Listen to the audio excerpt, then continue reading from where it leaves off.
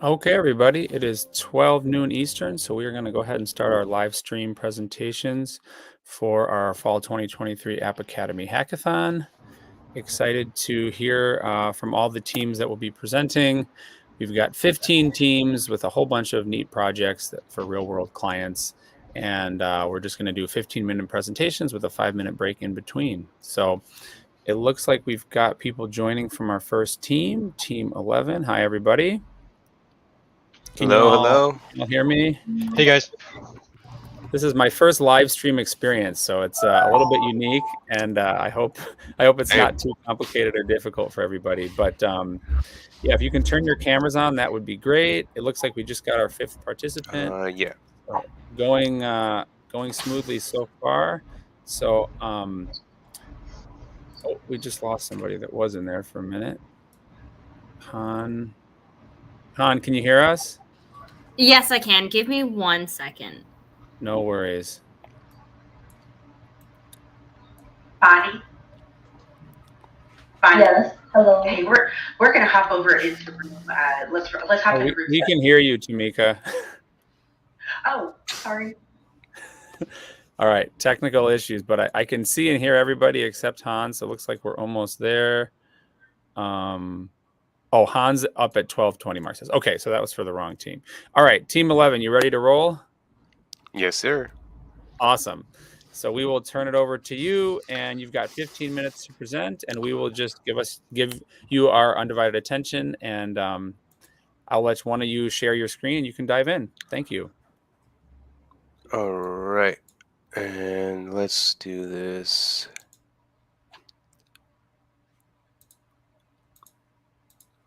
So let's share this.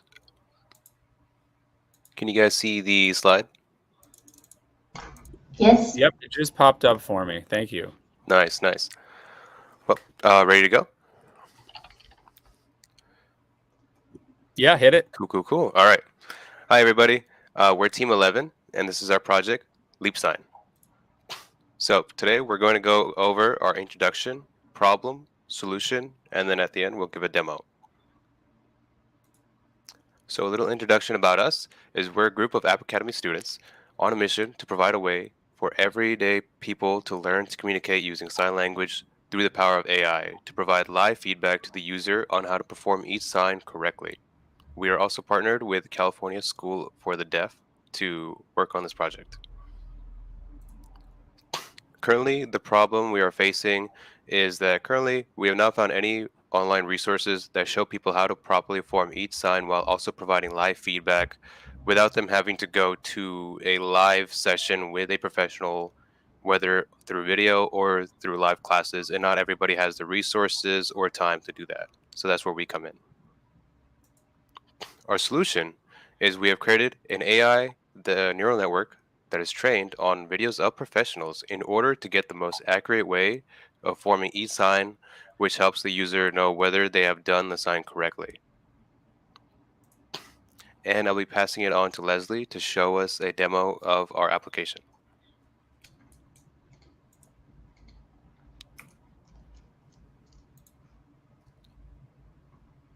Is it still me? There we go.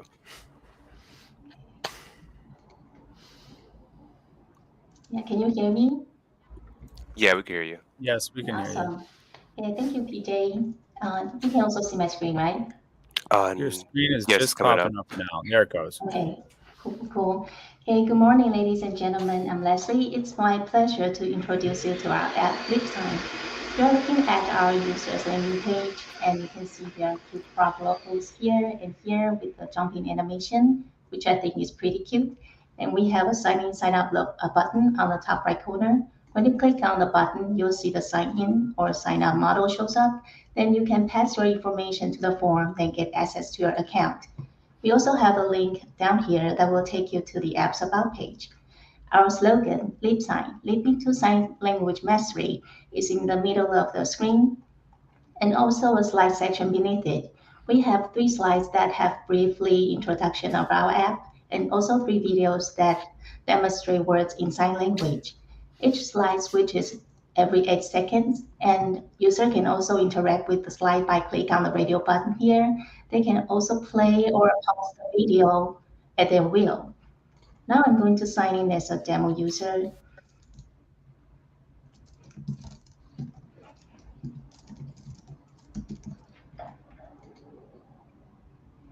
Once the user logged in, you'll see the profile button show up here. And now the user can go to his or her lessons page by clicking on the link or just log out.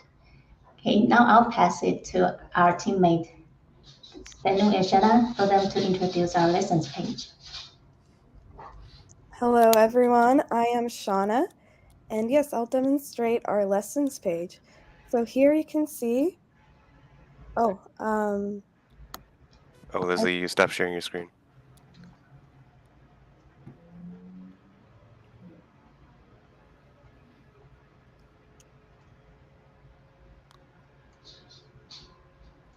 You wanna see my screen right now? Oh, yeah, so they could talk about the lessons page. Okay.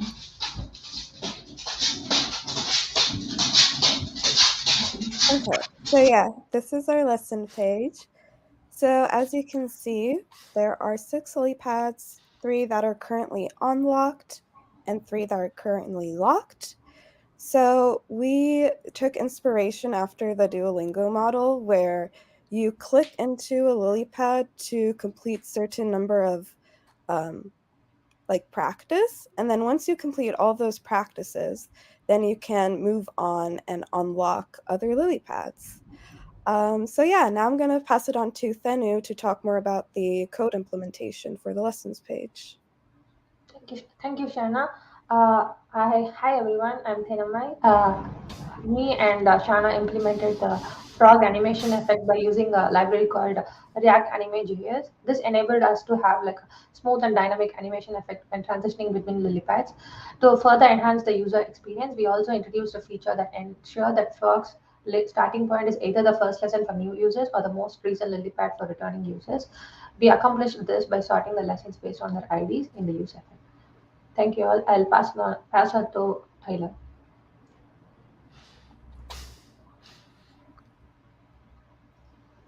Hey everyone, 1 second while I get my screen.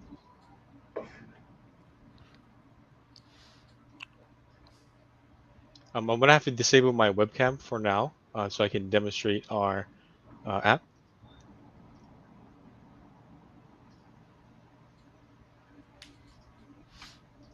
Okay, can you guys see my screen? Yeah, just popped up. Awesome. Okay, so here's our lessons page like we've seen before, and I'm going to click on lesson 1 to show the lessons page. So currently there's something. 1 second. Something.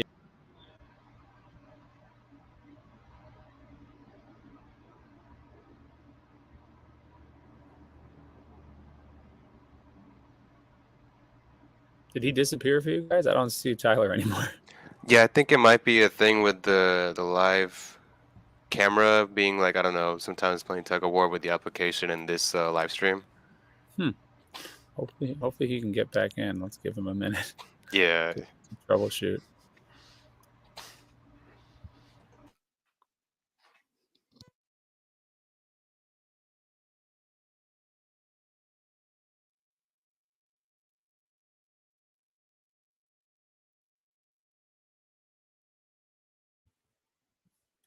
While we're waiting for Tyler, I'll just ask the team, how did you come up with the idea, and how did you end up pairing with the California School for the Deaf, like you mentioned? Oh, yeah. So we came up with the idea the first day we were talking about what to do. We first went on the Catch a Fire website to find clients to help revamp their websites, but a lot of them used sites like WordPress or Wix, and we we don't know how to use WordPress or Wix, so it was kind of difficulty finding anybody who was using JavaScript, React, Python, anything we knew.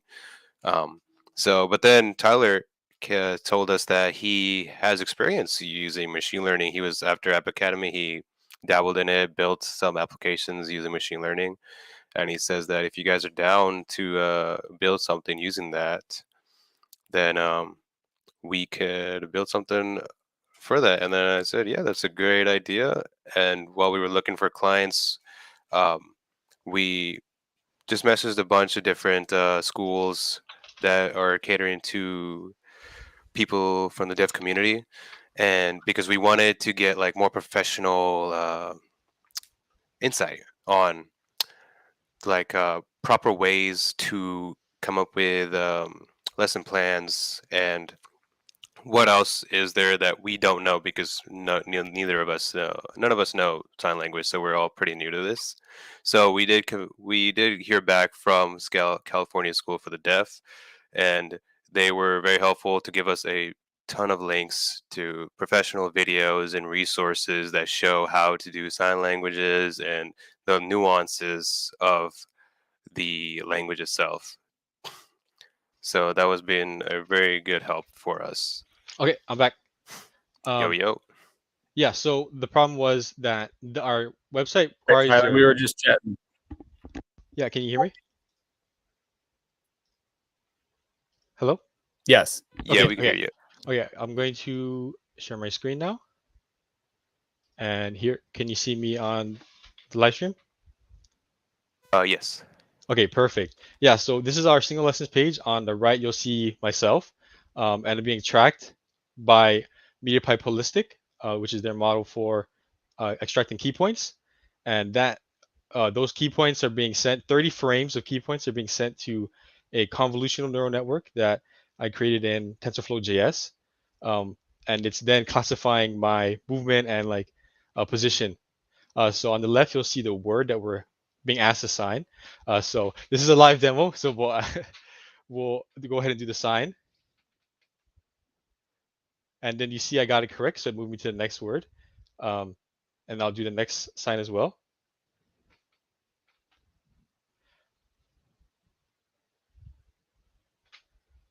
So sometimes it does have a trouble picking up. And this is live, so yeah, we can get this.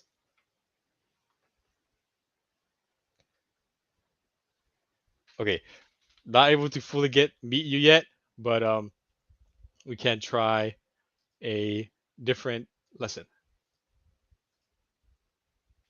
So here's hello. And you see I'm being tracked right there, so we'll go ahead and do the sign. And it got that correct.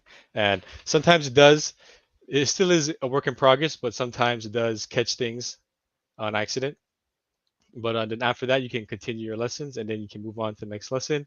And then, yeah, you just complete the entire lesson plan, and you're done. So yeah, that is our project. And thank you for watching. Very cool. Thank you all for sharing. We've just got about 2 more minutes till your presentation time wraps. I'm wondering if you want to chat briefly about next steps. I know you said, you're still fine-tuning things and working on the functionality. If you wanted to just speak to that, then we can wrap Yeah, I can things talk up. about that. So this model is based on a paper. It's a 2-part system. The first part is the convolutional neural network, which is getting the key points. It is then sending 30 frames of key points to the LSTM layer, or the LSTM model, which is actually classifying the data from the convolutional network. And yeah, the current limitations is basically based to the amount of data we can receive or can input into the model. And there's no large library for no large library of signs, of video signs to input to the model to train it. So it is trained off of not as much data as we'd like. Yeah, and besides that, other applications to this could be for a very interesting one that Michael Fost, our advisor from California School for the Deaf, is allowing professors or teachers, instructors of sign language to grade students' work to alleviate the load that teachers face in teaching and grading assignments. Yeah. Very cool. Well, it's a very unique project. Really cool to see some technology beyond the App Academy tech stack that you learned. You obviously pushed the limits there, which is super neat. And we thank you for sharing your work.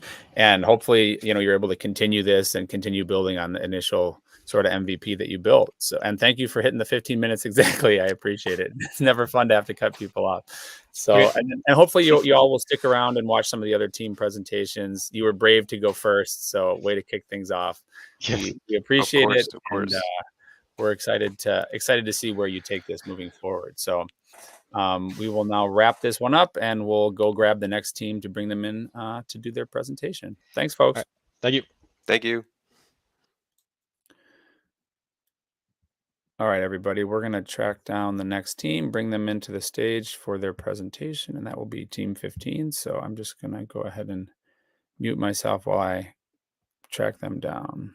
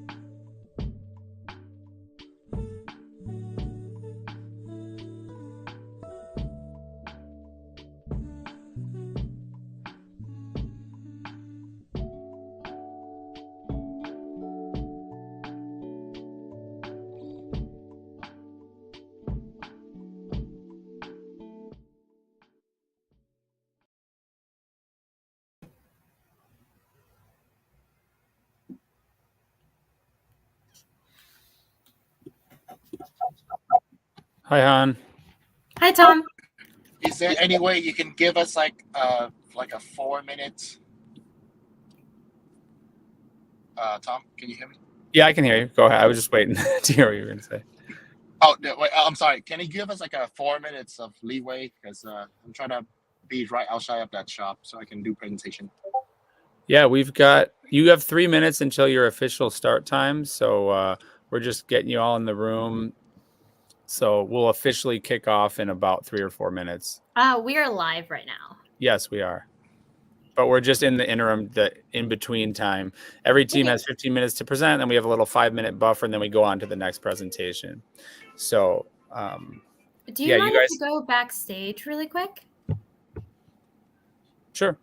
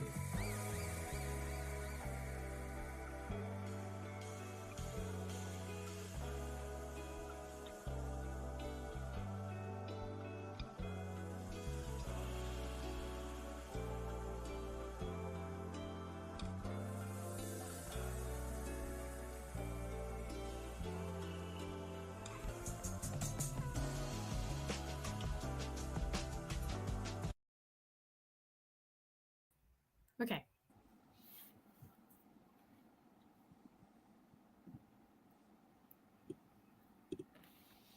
All right. It looks like we are ready to go with our next team's presentation, which is Team 15.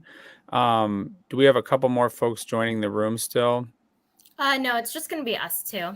Gotcha. Okay, great. Well, then we can go ahead and dive right in. I will turn the stage over to you and go ahead and present. Okay. Okay. Can you see my screen? You can. Cool. Yep. So, give me 1 second. Sorry, give me 1 second. Okay, so This is our site. This was so we didn't create a slideshow, but that's okay. So me and my name's Han, by the way. And I'm Tien. And we are You are the Dream 15. Team 15. The Dream Team. I made him say that. Yeah, so we worked, we had our clients, Nico and Rosie. They are like a small business with a health shop. They sell like drinks and snacks that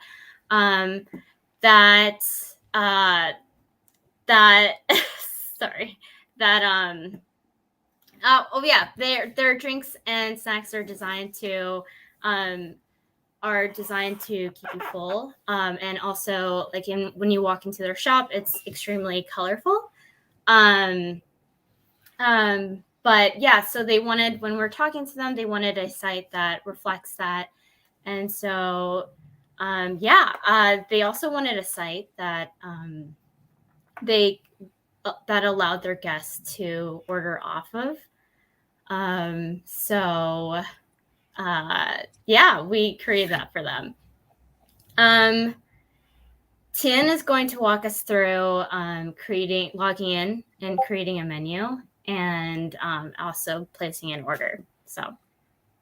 All right, I'll take it over. So reflecting on the shop, this is a healthy drink and food replacement for people who want to watch for their weight or just want to improve their health.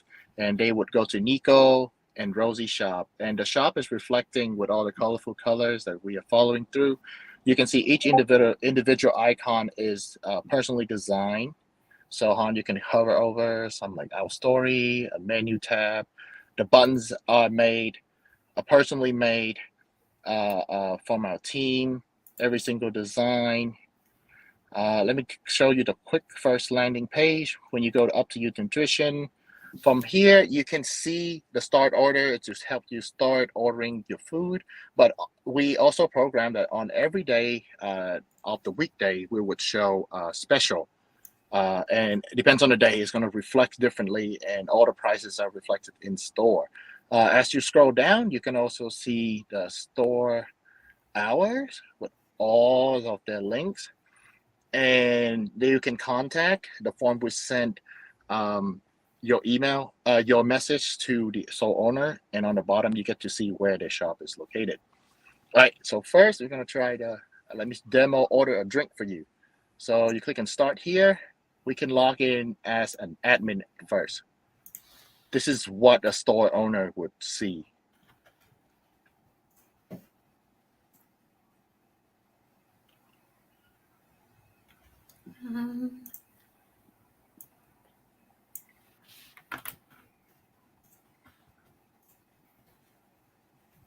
All right. And then once you in here, once you are a store owner, you will get to see a add item, which is you can get to add a menu item. And then you see edit and delete. Here's an adding form. And for each one of the drink, we talked to the owner and we agreed that when we first view the menu, we get to see a carousel of 4 items. And you can also click on each item. And you get to see the nutrition value of them in the back. Yeah, and you can scroll. And you can keep moving on forward to see more drinks.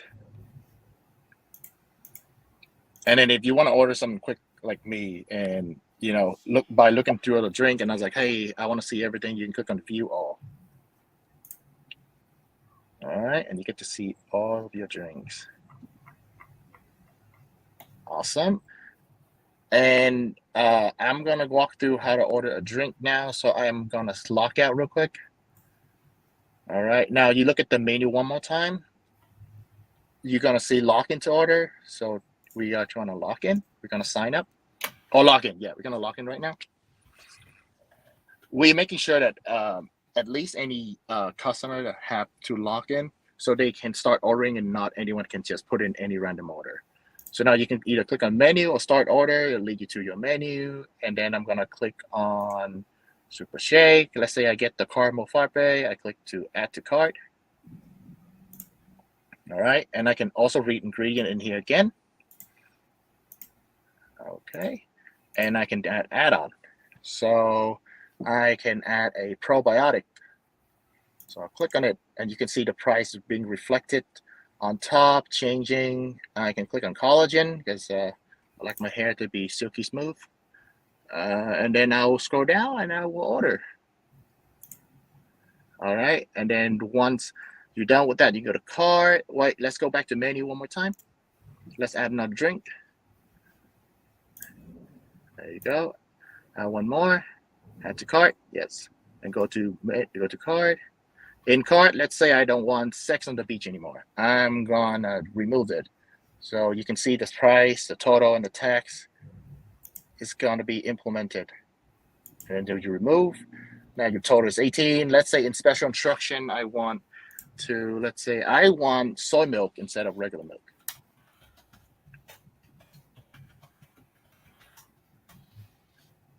Then you can hit place order, and the order will be successfully placed. I will get a text message to go pick it up, and same for the store owner. Okay, now Han will take away, and I will go to the store now. Okay, so we also have events where the Rosie and Nico are able to show all of the events. So I'm just going to walk you through. Any person can request an event. You can just say like, hey, let's see, let's create a time. Let's do like 3 p.m.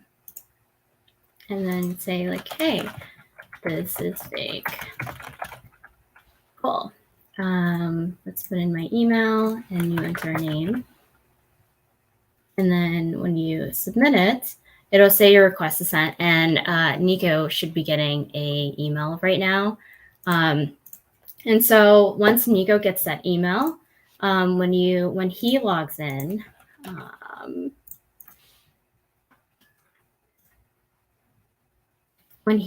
in, he is able to add the event. Let's do the same name. It was, I think it was for this day, but he can check his email. Let's do this time. Oops, let's do 8 p.m. Cool. You can also choose a color. It'll show up the color on the event. So we wanted to make it customizable. Let's do blue. I like blue. And then say this is fake. And then let's the button. Forgot what date I made it for, but I think yeah. And then you can also edit the event. So let's edit the event. It'll show all the things. You can also delete the events here. But yeah, that's basically, we wanted to make it so that they can, they won't have to rely on us so heavily after. And what else? I think that is it. So this is Nico and Rosie. That's our clients. And then Tian is picking up the order live as we go. And we try to put a lot of personal touch on the design. We make sure that we keep the colors consistent throughout without graphic design team member, and we make sure that the photo about us for Rosie, it would like reflect that, so it looks very personal touch, like a vintage with a Polaroid with the name sign on the bottom. Yeah. I think that is all we have for now. Yep, the Tian is currently picking up his order from the shop, so I think we're done, Tom. Yeah, we're done now. All right. Well, thank you for walking through that. Where is this shop based for folks who may want to patronize it? It's in Gainesville, Florida. Yeah, it's a very cute shop in Gainesville, Florida. Oh, also, Han, can you show the before photo of the menu? Yes. Sorry, give me 1 second. I lost the stream. I cannot, because I cannot find everyone right now. Oh, it's because like you There you can't go. stream Gotcha. you can't stream while driving. That's why we had to kick Tian out. Apparently that's a rule about live streaming. I was not aware of this. They can detect that he's driving? Well, yeah, you're not allowed to drive and stream apparently, which I guess is probably a good. Oh, there he is. He's back. He's definitely points for creativity on this one. He's going into the store, Gainesville, Florida. I'm trying to go to the live. store. He's going into the store after. And then I'll show you what the store looks like. Rosie and Nico. Hey. All right. So they make the order, and you can see on the about page. Yeah, on the page, this is the personal touch we get. The background. Right on that page, have picking up the order from the store.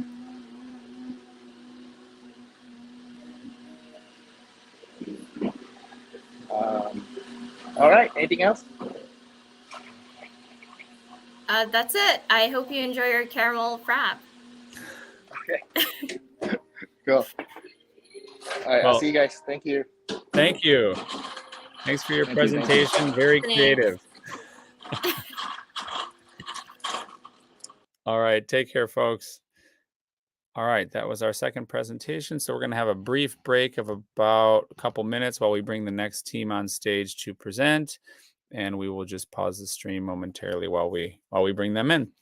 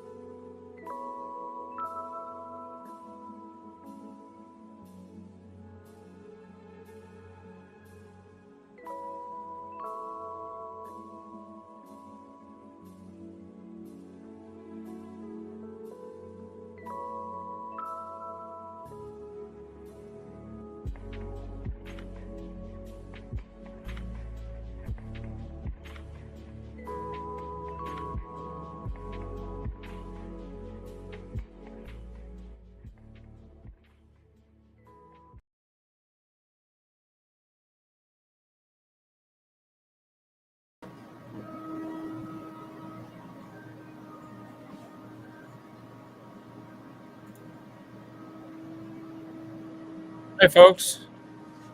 Howdy. Is everybody here, or are we waiting for anybody from Team 9? This is it. All right, perfect. Well, thank you all for being here right on schedule. In just one sec, you can dive into your presentation. Since you're all here, we might as well just get started. I know we're a couple minutes early, but I will turn off my camera and audio and let you dive into your presentation. So whenever you're ready, take it away.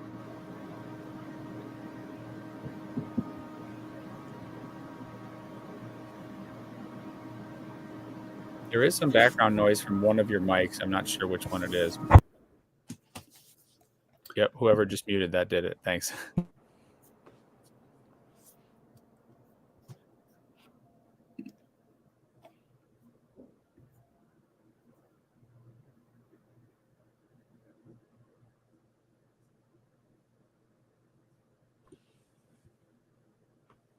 So if one of you wants to share, if you have a presentation deck, feel free to share, and you can start whenever you're ready. Okay. We are live. So I guess for starting, my name is Brandon Choi. I was on the front end team. Nigel, you're muted. My name is Nigel Nettles. I was also included in the front end team. Are we showing our slide deck? Not yet. No, it didn't pop up yet. Okay, let me go ahead and bring that up. Oh, geez. Sorry about this, guys. No worries. Live streaming is always an adventure. I'm new to StreamYard as well. Yeah, this is my first time as well. So we learned on the last presentation that you're not allowed to drive while streaming. So there we go. It just popped up, Nick. Okay, here we go. Cool. So Nigel introduced himself. My name is Nick. I was part of the backend team, kind of focusing more on the API endpoint development. It was a lot of fun. My name is Stephen Taylor Cornwall. I focus primarily on the Google Sheets and database integration and communication with the client on the backend team. The problem that we faced, or that our clients faced, was that they had a very disorganized and error-prone data management implementation across all of their restaurants that they owned.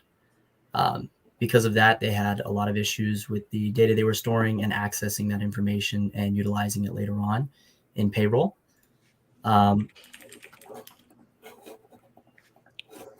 The technologies that we opted to use were Electron and React and Material UI for the front end, Django, SQLite, and the Google Developer Console and Sheets API for the back end. We opted to use the Google Sheets API because our client needed a low-cost, no-cost cloud database solution, and the Google Sheets API provided us with exactly that. Additionally, because it is Sheets, it's extremely scalable in that we can create an infinite number of Google Sheet instances, so the database can scale infinitely. The portability and accessibility that comes with using Google Sheets as your cloud database allows you to access it from mobile devices easily.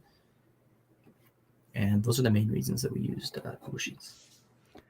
Yeah, and we decided to use Django for our backend development because one, it's one of the most popular Python frameworks, and Python is a beloved language amongst the majority of our team. So it also, because it's so popular, it's got a lot of really good documentation.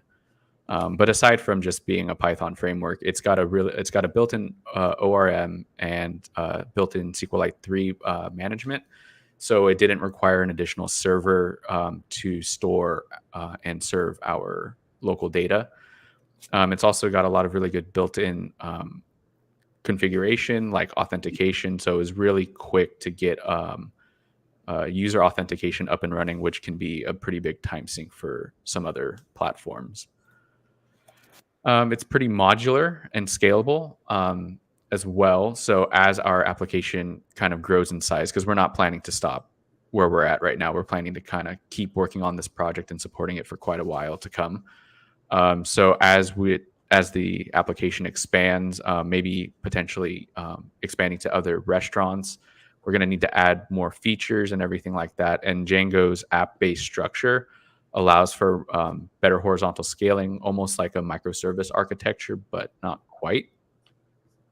And it's got a lot of really good data validation and form handling built in with the Django REST framework plugin.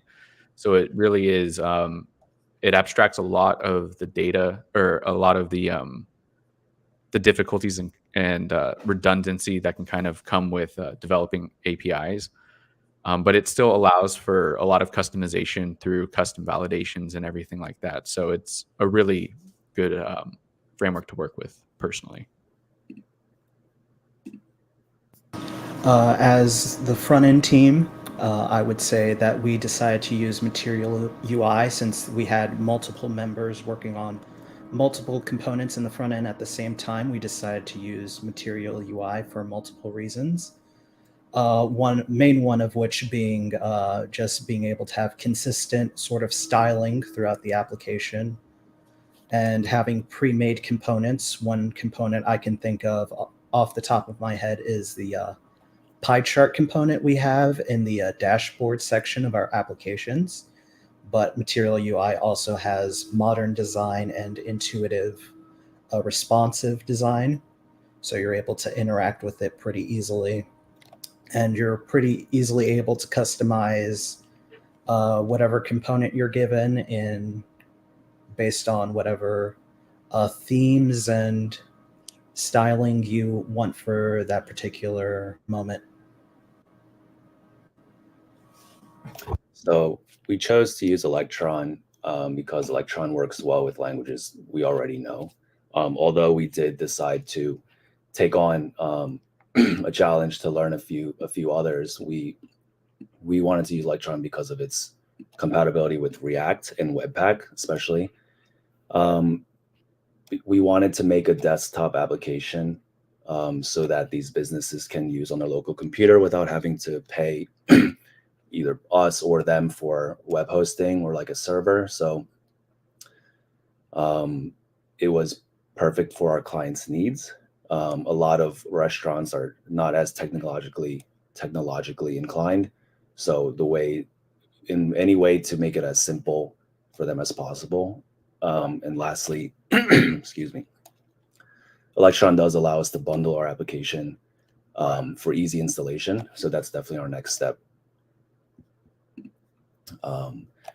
It's cross-platform. So for all of us, we're all in different development environments, but it's been able to work pretty seamlessly. It provides a native experience.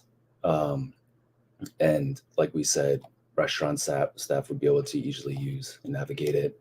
And probably most importantly, because it can work offline, not all restaurants have the ability to have good Wi-Fi and be on a web, use a web app. So if it can work offline with a light SQLite local database, that's again tailored to our clients' needs. So with that said, I'm going to fire up the demo if this works.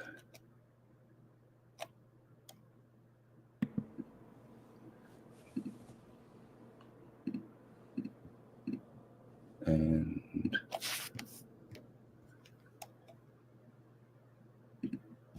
can everyone see it all right?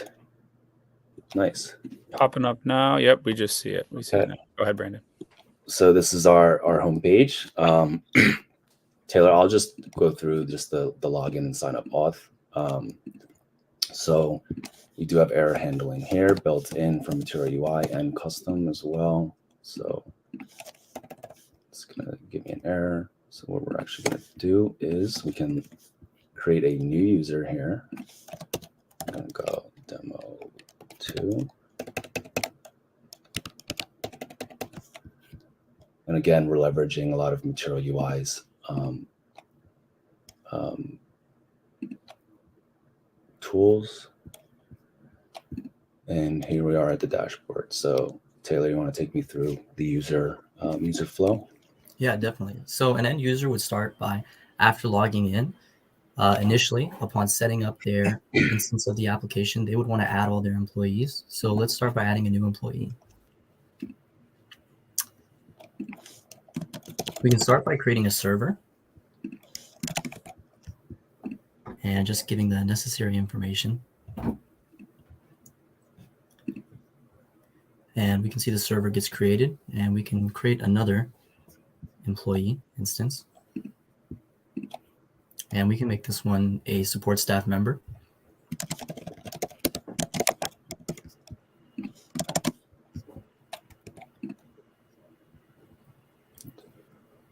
Just any support staff related rules. After our database has some employees in it, we can clock in our support staff members. We can navigate to our support staff page and select any support staff from the list. You can select what role they're going to be clocked in as and what day we want to clock them in for. After that, we can see it gets populated. Then we can go to check out a server. So we'll be able to see all the support staff that are currently clocked in. We can select any server that's in our database and just provide the necessary information. After that, we'll see it get populated, and you can see the details of their checkout as well as the breakdown of the tips that they had to pay out to the clocked in support staff members based on their sales. After that, we can try to finalize the day. And at end of day, after everyone's clocked out, we'd want to finalize the day, but we can't because we haven't actually clocked out the rest of our support staff members. So we'd navigate back to that support staff page and we'd update their timeout.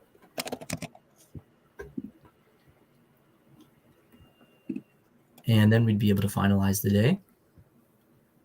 And after finalizing the day, we can generate reports based on the days that payroll and HR can use in their relevant accounting details.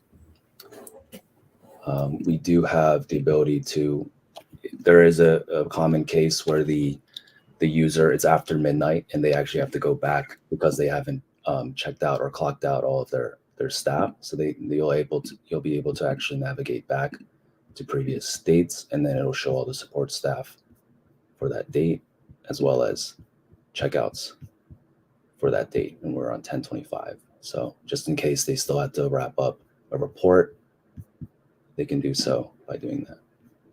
Yep.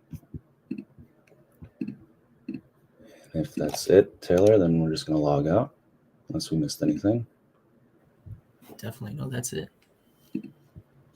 And one other note was that our app does have different themes for the day and night shift, so that it's easy for the user to tell what shift they're interacting with.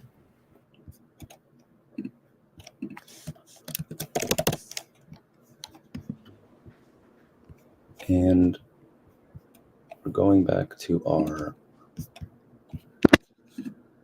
slides, and I can actually very quickly demonstrate that.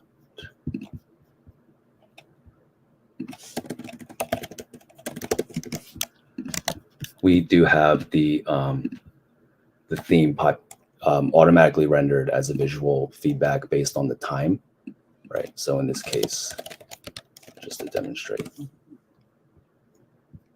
the whole theme will apply differently here. And as well as it defaulting to the PM shift. Just any ways to make the user experience as natural as possible. So I believe we're going to go back to our slides.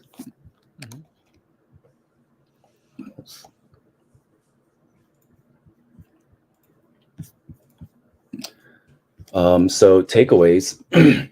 My biggest takeaway was definitely avoiding feature creep.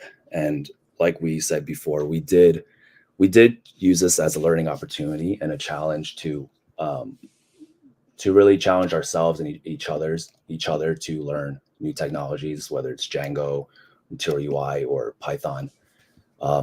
So with that, also as developers having the tendency to want to scale your application, to have like a pretty big vision for what you want to build, the tendency to have feature creep is pretty natural. And I feel like often that hinders your progress and ultimately arriving at the MVP that's necessary.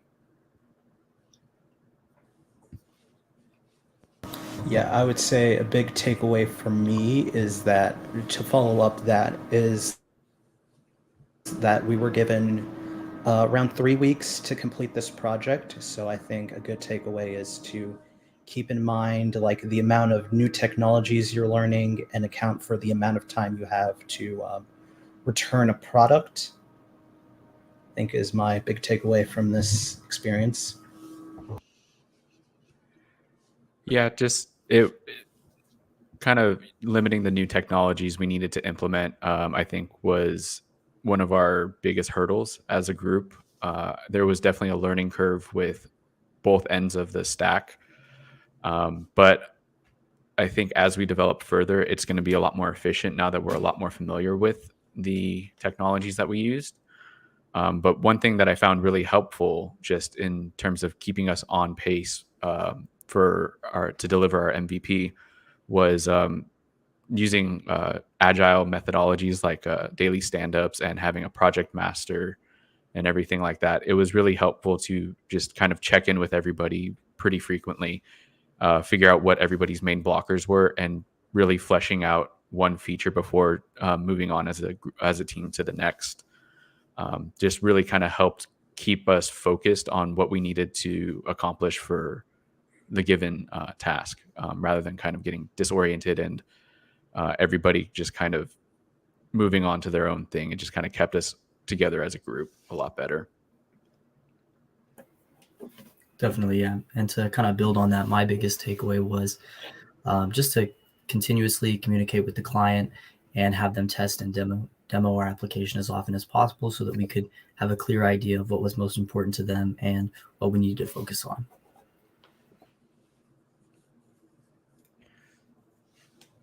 So moving into the future, right now it is not a fully finished product yet. It's still in development.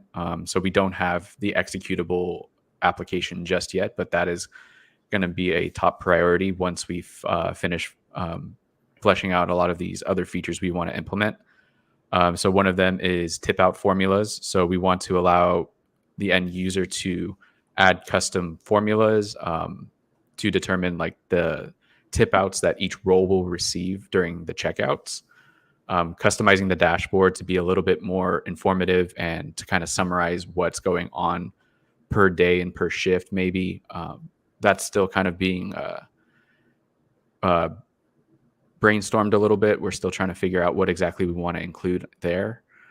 We still need to do some testing as far as front-end component testing. You're probably going to use something like Jest, and definitely still need to incorporate some end-to-end tests, as well as probably some CI/CD workflows. I think we're going to use GitHub Actions to kind of streamline the process a little bit more.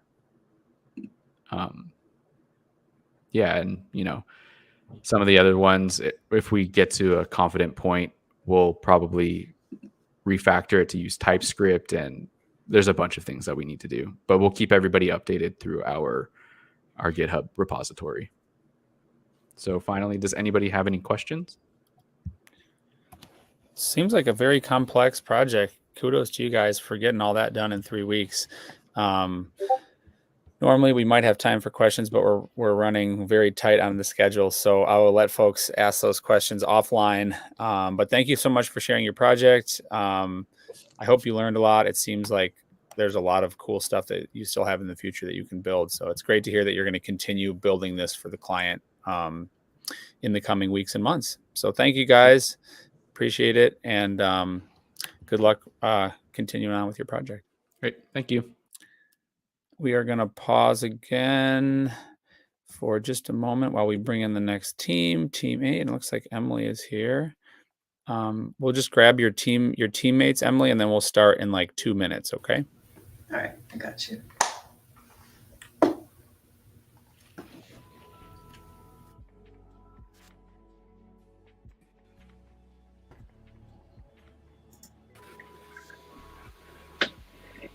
All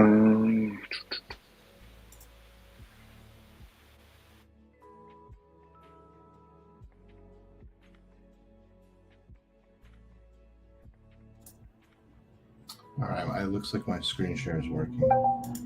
Someone's unmuted, just so you know. Okay.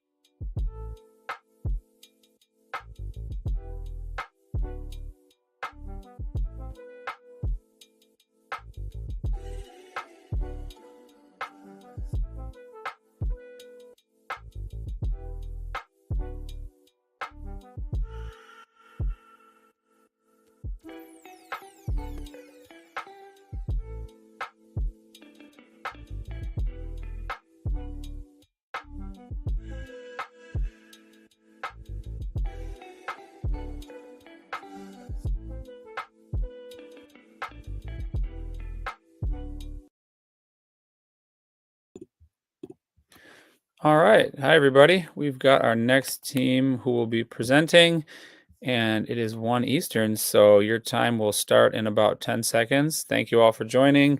You should be able to share your screens, and I would just, obviously only unmute for the person that's talking, and then you can, take it from there. So Great. Go ahead and dive in, and you've got 15 minutes with maybe a 1-minute buffer just so we stay on schedule. Thanks, folks. Sounds good.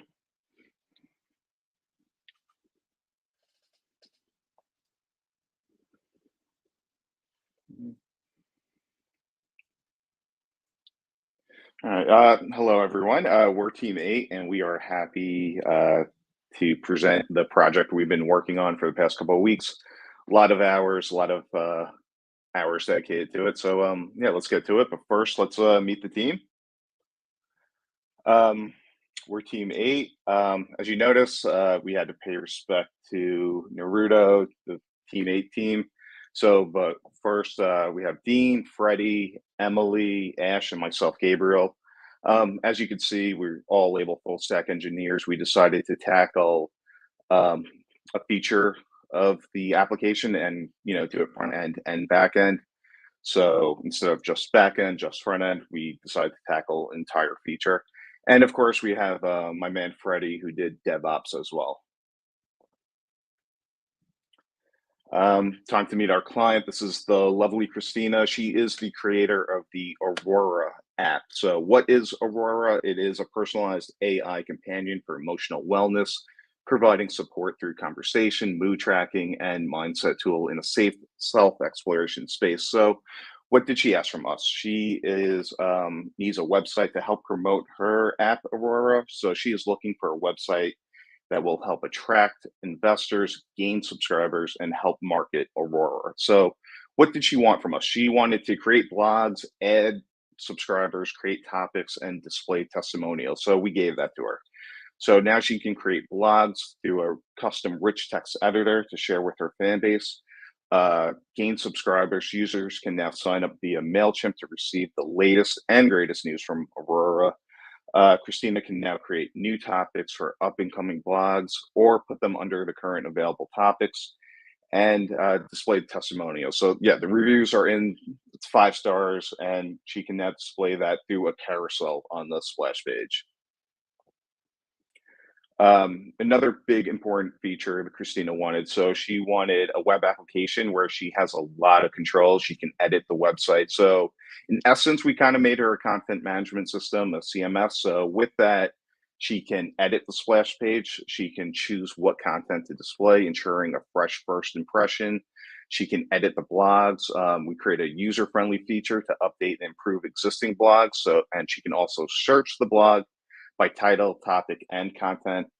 and she can choose which review to feature. So she can highlight the most compelling and relevant feedback from the client.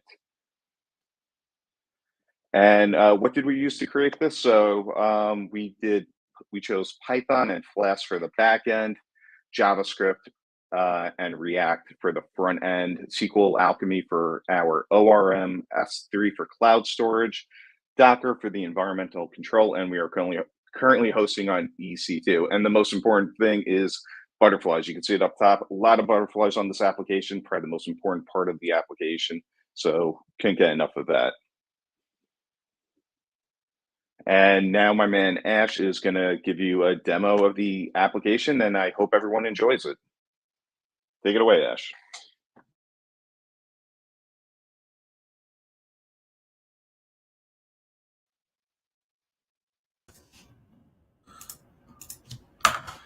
Okay, welcome to Aurora, and basically this is our homepage. It starts off with some information about what Aurora is, some of its background. Again, more butterflies, as Gabe mentioned. If you wanted to subscribe, learn more about what Aurora is about, what it is, when she posts new blogs, you can hit the little learn more button here. It'll bring you down to an email subscribe where you can enter your email. You can hit subscribe and it will give you a subscription confirmation, add you to the subscribers list, and it'll send you updates about Aurora. So if we go back to the homepage here, this is kind of just like an informational splash page where you shows benefits about what it is. As Gabe mentioned, you do have a carousel with some testimonials that she can control, and a big part of it was that she wanted to update content as she went. So we kind of included some fillers for her so that she can update as she gains more subscribers, as she grows. But she provided us with some nice graphics and a little bio section here as well about Christina. She worked really closely with us, which was nice, gave us a lot of feedback. And we also have a email sign up here at the bottom, and her socials and the terms of use privacy policy that she's going to add later on. So we'll scroll back up to the top. That's the home page. We do have the blog pages as well. These are the topics that she provided us, and of course she can add and delete topics as she likes. If we click a topic, it'll display all the blogs that are associated with that topic. So as she adds and builds the site, she'll have more and more to show. And again, all of the information, sign up is still at the bottom. If we click on one of the blogs, this is the blog page. Every blog has a topic associated with it. So this is a blog page. You read it, gain some great information about mental health, about emotional wellness, whatever it may be. You're like, okay, I really like that topic. It pertains to me. So I'm going to click the topic here. It'll take you back to the blog page, and it'll display all of the blogs that are associated with that topic. So that's the client side of the application. You can also contact her. It'll directly open your email up and be able to email her directly. And yeah, so that's the client side of the application. Now, again, being that we weren't going to maintain the site for her, we wanted to make it as dynamic as possible and have her be able to change as much stuff as she wants as she grows. So she does have an admin login that only she has access to. So we're going to go ahead and log in here.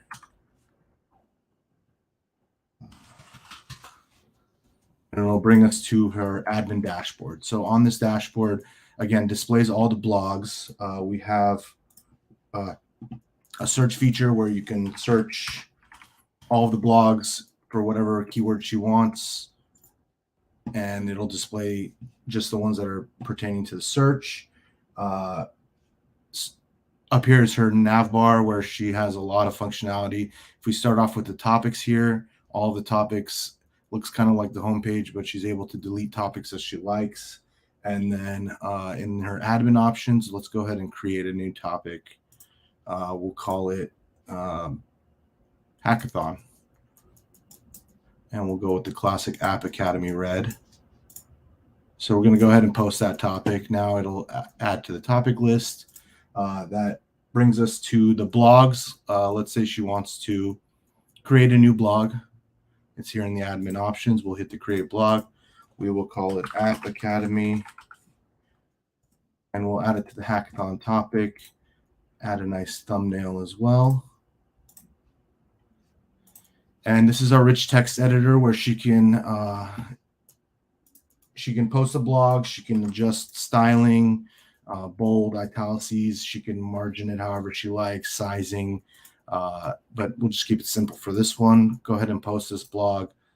This is the blog page with the topic that we chose. If we go back to the dashboard, it'll be right there on top.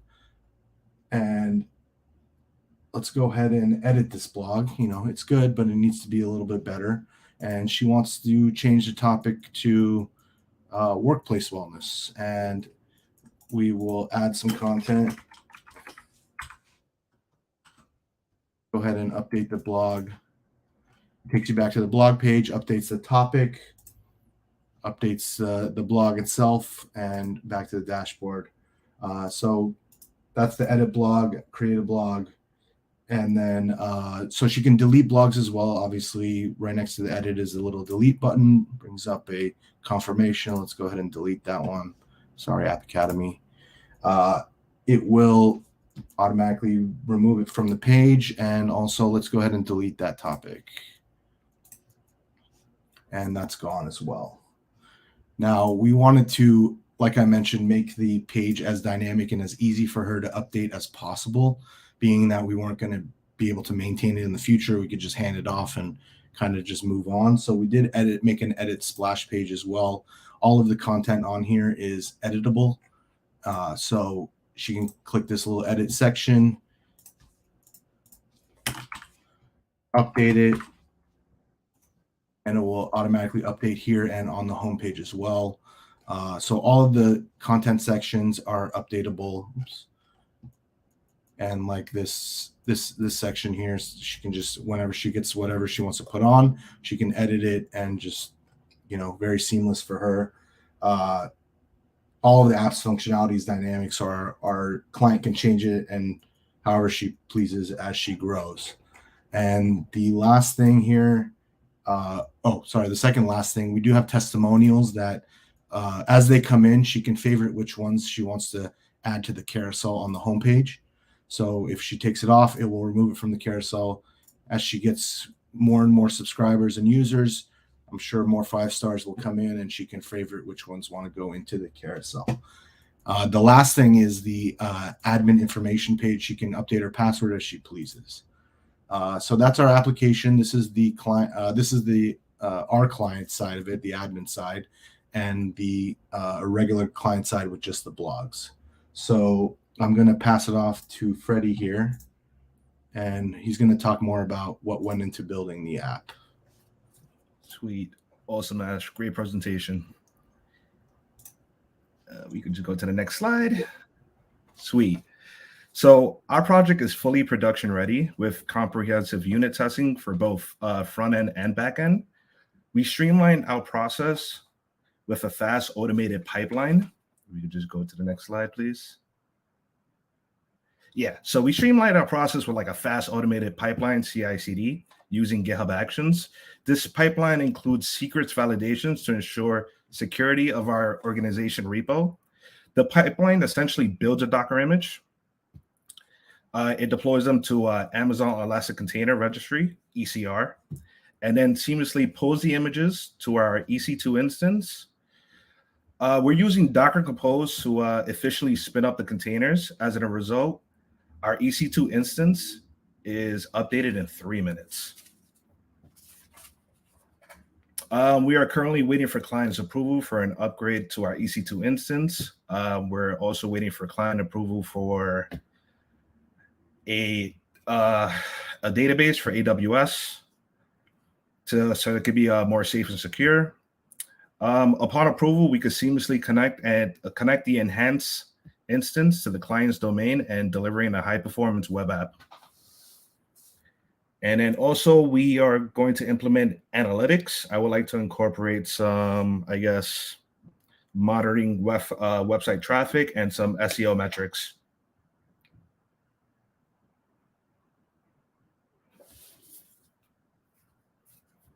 That's it. Thank you. Thank you. Thanks, everybody.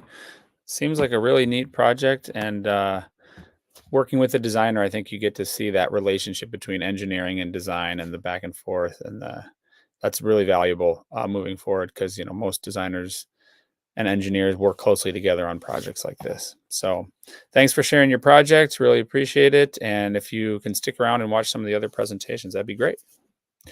All right, we've got a couple minutes before we queue up our next team. So we will take a quick pause here for folks that are watching live, and we'll have another presentation in about 5 minutes.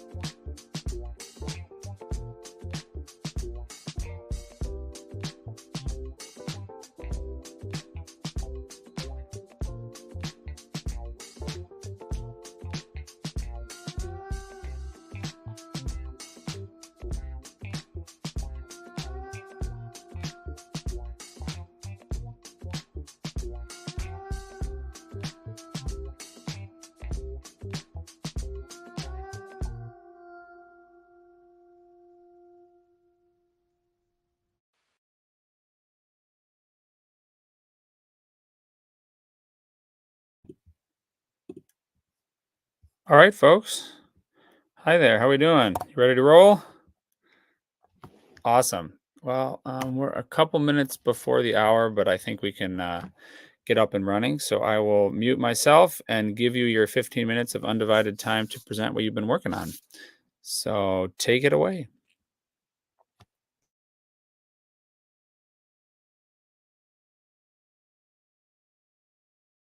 I was in the process of sharing screen and it wouldn't let me unmute while I was doing that. So, alrighty. So, I was supposed to share just window. Give me 1 second.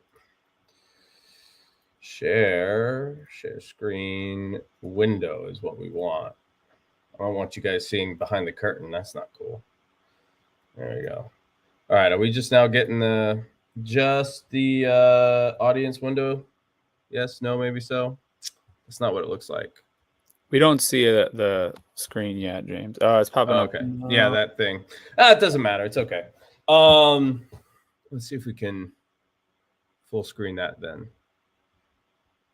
Sure. Why not? Okay. Hi there, folks. We are Team 2, and we decided to go ahead and work for a small mom and pop soccer shop called the Willow Soccer. They also have another shop called Soccer City up in the Bay Area. The reason we needed to do something for them is they face a very unique issue. I'm trying to click on the stream. There we go. That's how we do that. They face a very unique issue where normal inventory systems won't work for them because for various reasons, they have to do this very convoluted inventory transfer between the two shops, where if someone comes in and wants something in one shop that is in the other shop, they actually have to go through a whole sales process to transfer that inventory.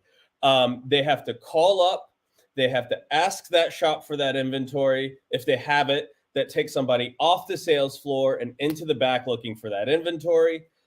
They come back, they tell them on the phone, yes, we've got it. And then they have to remember to tell one of the owners to bring it home so the other owner can bring it to the other shop the next morning.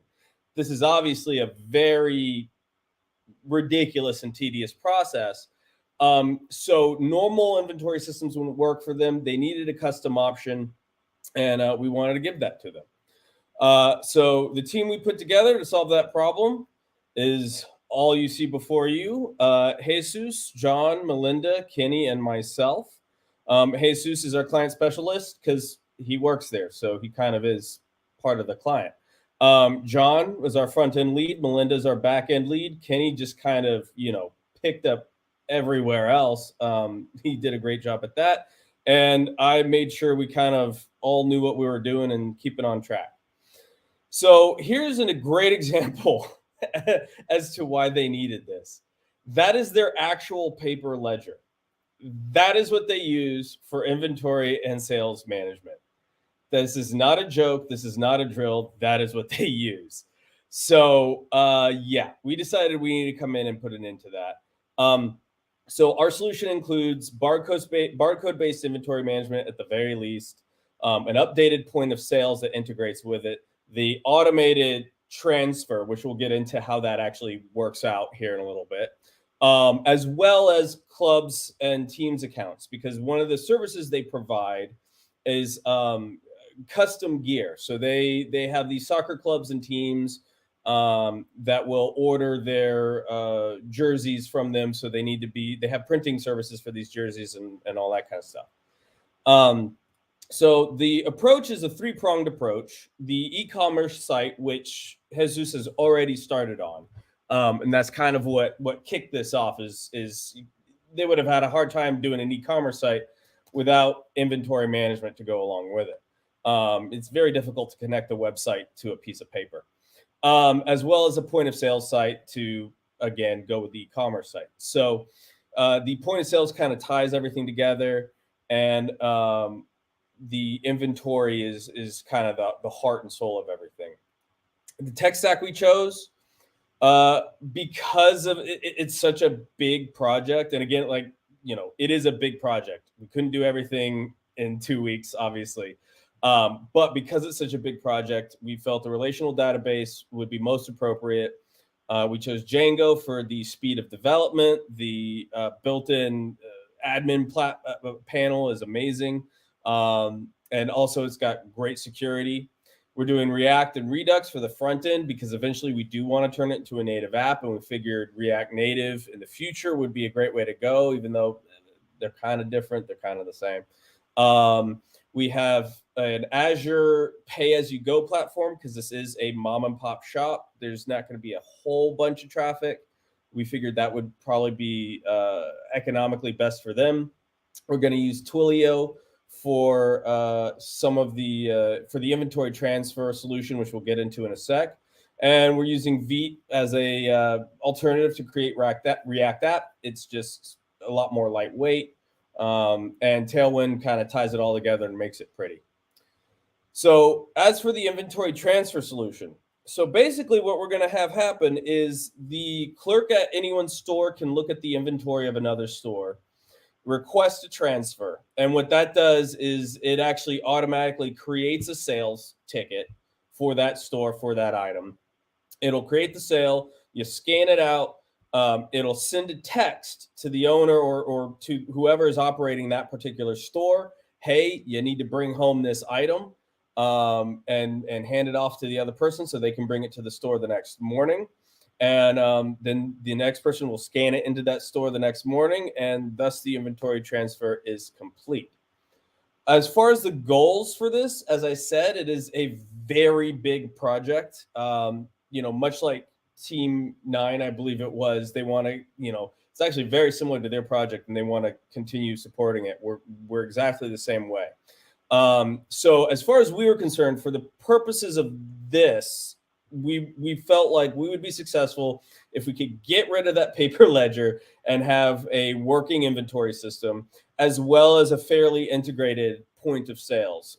Anything to, get them working on the sales floor more than working in the back room would be a win for us. So that is kind of where we are with that. And next up, I'll go ahead and pass it off to Chewy for a demo. Chewy, you want to show them what we got?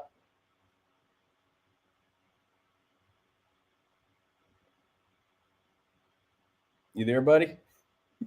You're muted, by the way. Oh, give me a second. There we go. All good. Okay.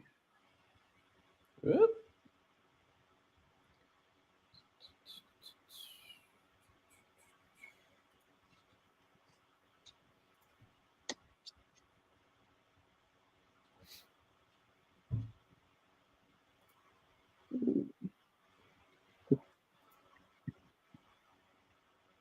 Oh, it just went back to the presenter window. Oh, well. Okay, can you see my screen? I think we got to switch over, Mark. Thank you. Awesome. Ooh, I do hear myself. Let me see.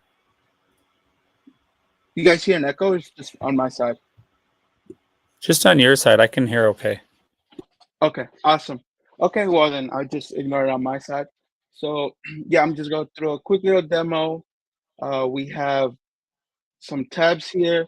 We do have some blank ones, but this is more like a roadmap of what we want to add later on.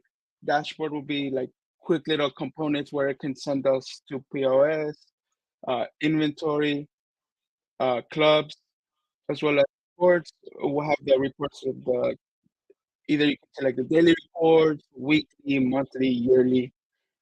So going to the inventory, we have a table where renders our actual products, and we have pagination. We can add a product.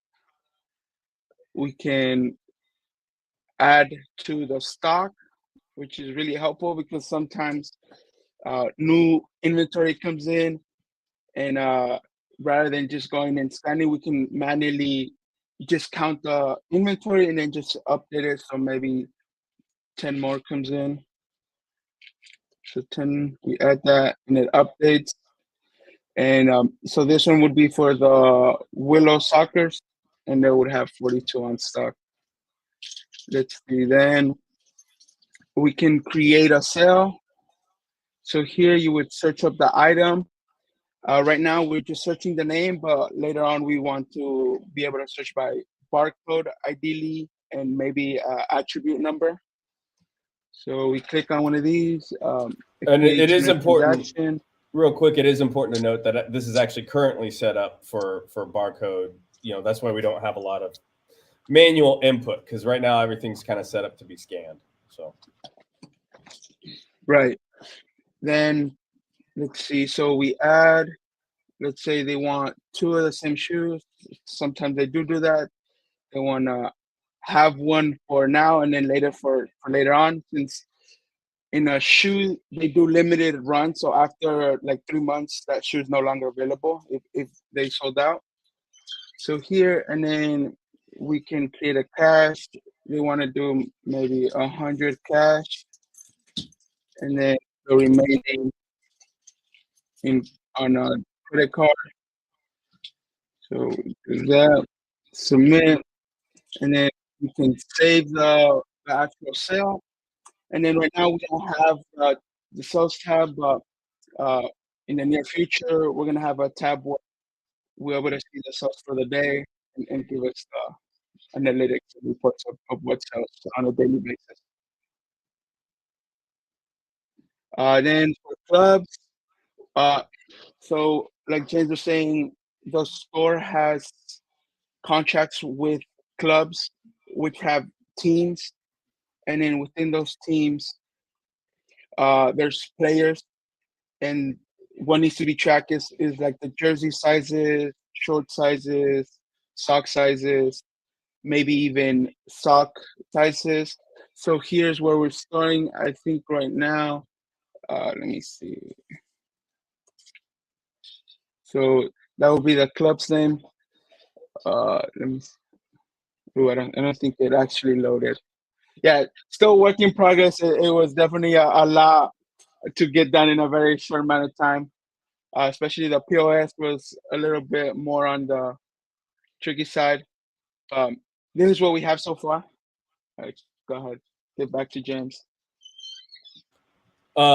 Yeah, so you know, it's funny. You think when you first get into an inventory system, it's just going to be simple inventory crud, and then you know, I think the term feature creep was mentioned earlier. That definitely happens.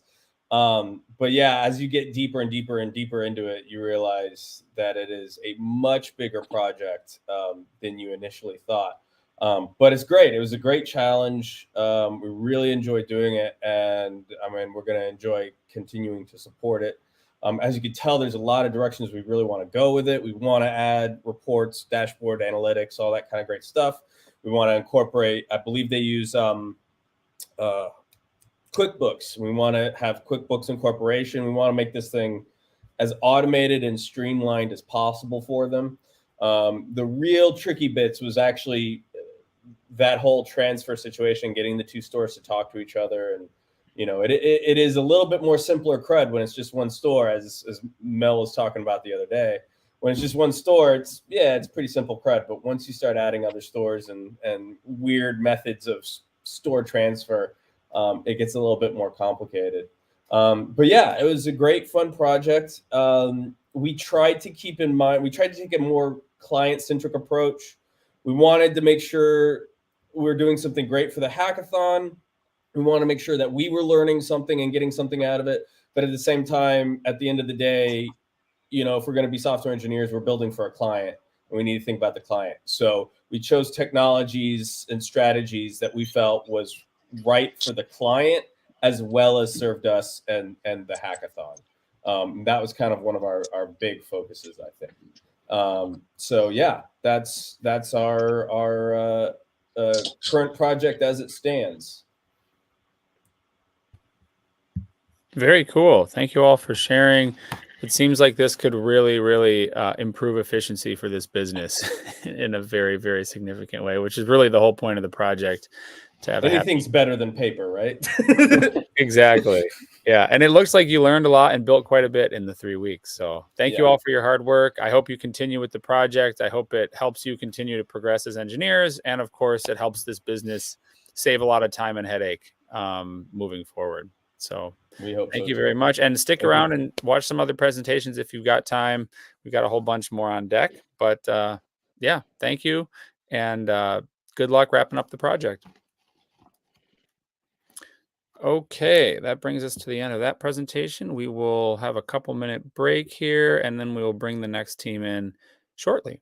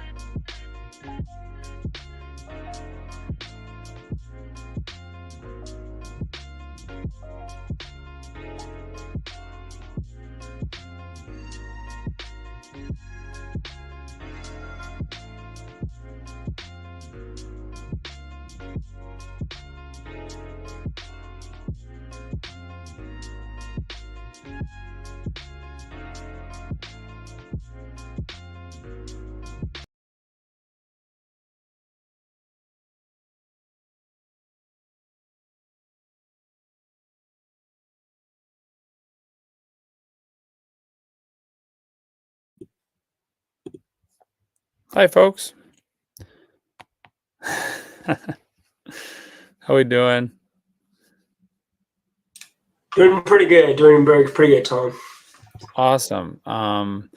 Do we have anyone else coming to present? I just want to make sure everyone's here before we start rolling. I am calling out to our group member for the moment. Okay, yeah, we've got a minute or two before we officially need to start. So if you want to grab them and get them on the stage, then we can get the show on the road.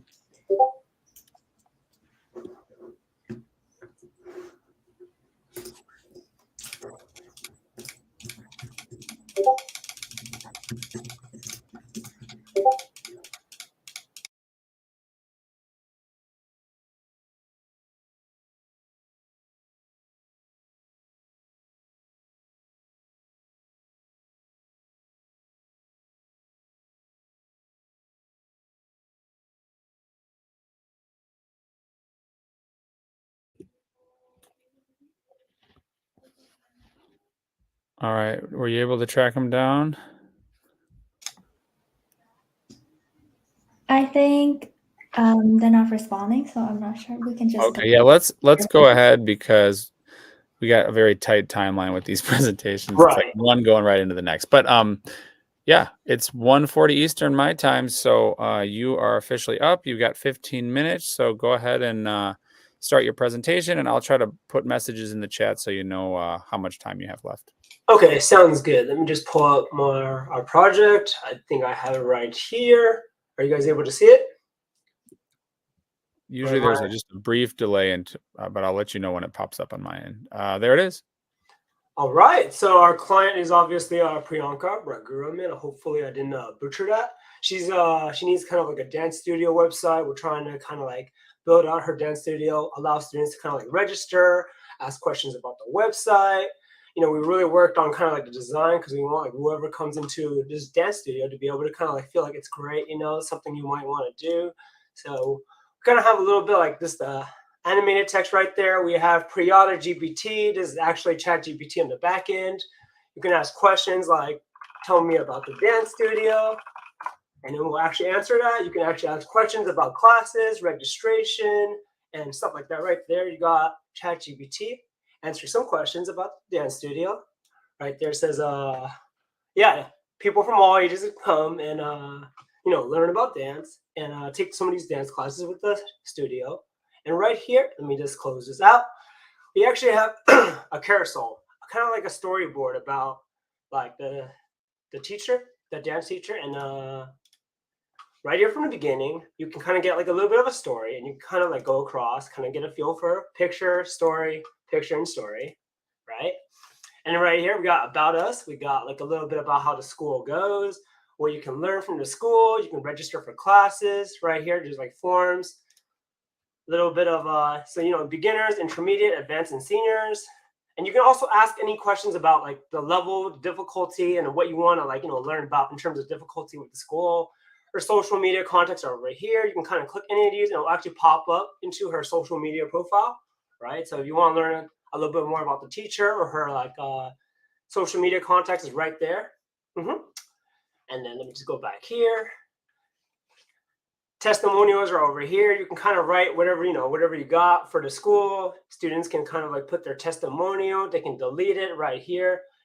These carousels will automatically kind of like transition about every 8 seconds right now. So you can do that. And then you can also leave your testimonial and be like, you know, Brian, and I'm going to be like, I love this place. You submit it right there.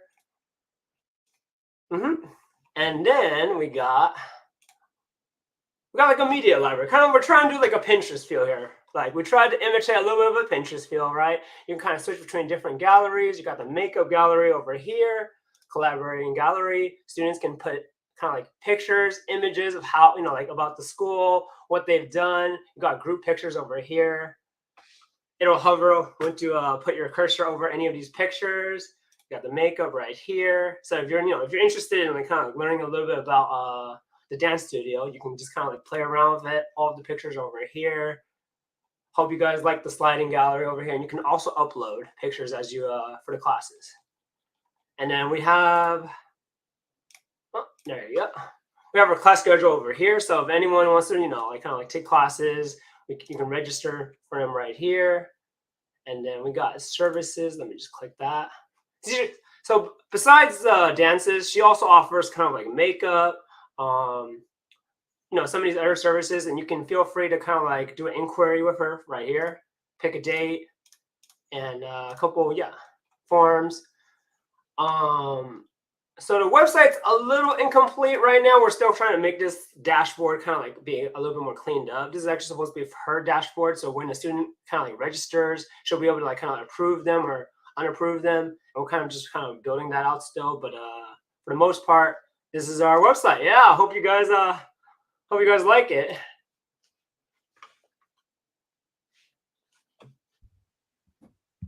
How did you find this client? I'm just curious. So actually, one of our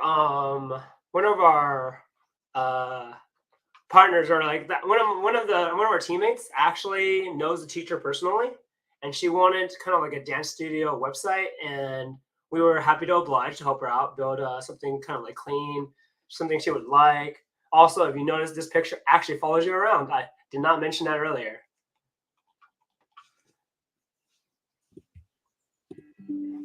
Very cool. Anything else you'd like to share about the development process or anything like that? Oh yeah, so the technologies we used were Next.js for the front end. For the back end, we used Flask, Python, the stuff that we learned during the boot camp. We use ChatGPT over here, so it's like OpenAI's API. So you can actually do like even basic queries, like right here. If you do 3 + 5, it'll actually answer 8. So this is actually a smart chatbot. It will know how to answer general questions, and it's also prompt engineered to answer questions about the dance studio on the spot. So like, tell me about dance classes, and it will actually tell you, right? So it'll know like which question is about the dance and which class questions are like just general questions, and it can actually interchange between either of them. So the chatbot understands when to answer general questions and when to answer questions regarding the school. And there was actually a functionality where we were building where if a student wanted to book a class through a chatbot, it was actually going to be able to do that. You could just the chatbot would literally call a function that was essentially just a post route, right? That could be called on the back end. So,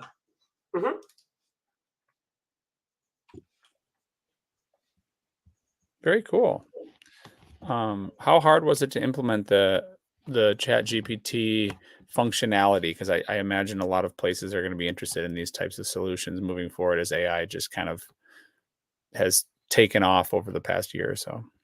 I would say, at least for AI, if you've been playing around with chatbots for a while, it's not too difficult. But if you haven't played around with it before, it might take a little bit of like learning the documentation, learning some examples, like kind of just learning how to use it, right?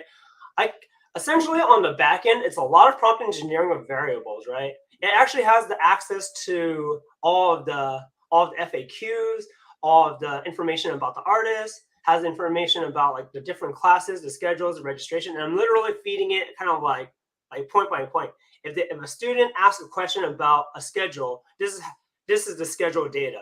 If a question asks about the class registration, this is the class registration data. If it's a general question, just answer however way you like. I would literally prompt engineering one step at a time so that it knows where to go for that information and how to get it.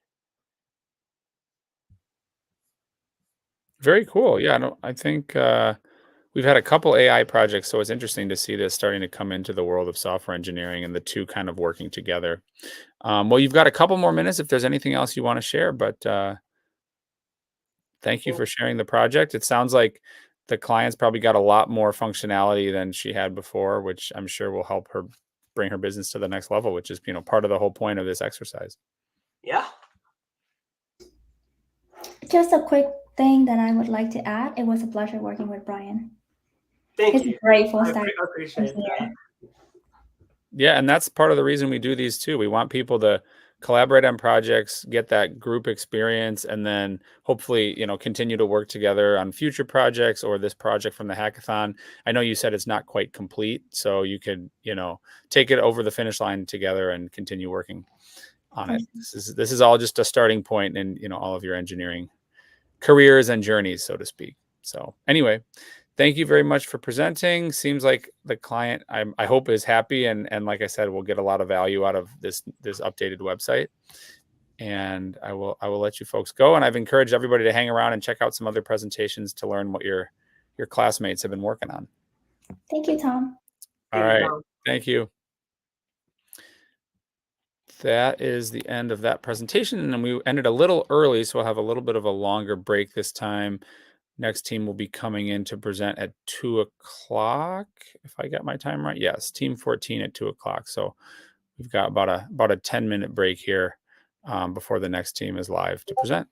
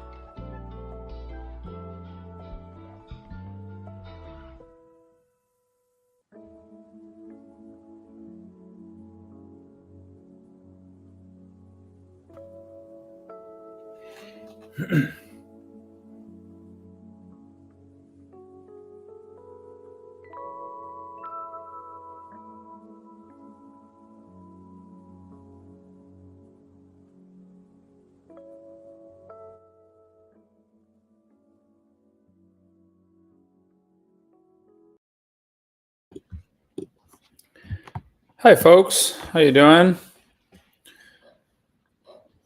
Thank you for joining. Good. You've got. We'll officially get started here in about 1 minute, but at that point, I will just mute myself, and you folks can take control. You'll have 15 minutes to present. You can walk through your project, and I'll try to put in the chat reminders about how much time you have left. Any questions before we dive in and get started? No questions, I don't think. Awesome. Great. And I think Mark put it in the chat as well, but sometimes when you're sharing your screen, there's a little bit of a delay before it actually pops up. So just give it a couple seconds when you do share. All right. Well, without further ado, I will let you take it away and share your project. All right. Thank you. Just go ahead and share my screen. Entire screen, please. All right, and let me know when it's ready. Just popped up. Just popped up. All right, perfect. All right, so everybody, thank you for tuning in to our That's a Wrap Auto Styling presentation. My name is Jonathan. I also have Jihan and Philip with me. Brendan and Michael weren't able to make it to the presentation today, but they were definitely two of our team members, and they also obviously helped contribute a lot. So what is That's a Wrap Auto Styling? So That's a Wrap Auto Styling is it's an auto detailing business, as you could probably tell from the name. It's owned by Vincent Zhang, who we found through Brendan Lau. He's one of his friends and connections. And our job with working with Vincent was to create a site to showcase the services that he provides, and also, we want users and people that visit the site to be able to book and request services with him. So our goal, what was the problem? The big issue was that a majority of Vincent's online presence is on Instagram. So unless you're hearing about it through word of mouth, finding it randomly on Instagram, you're probably not going to find his services. You're not going to know who he is, what he does, where he is, and even less likely to book a service. And that's not a way to run a business. You want to be able to you want it to be easy for a business to find you, learn about you, and then also use your services. So our goal was to create a website that does exactly that. We want to make it easier for clients to find him, browse his services, and also book and request appointments with him.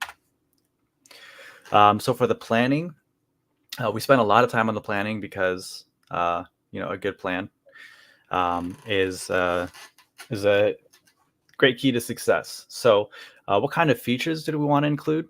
We definitely wanted to include a section where people could see what kinds of services he has. We also wanted to have an About Me section where people could find out where he's located, find his Instagram so they could find more about him, email him. We also wanted to be able to book and manage appointments, obviously. And then reviews, we also wanted people to leave leave positive reviews or negative reviews, preferably positive, obviously.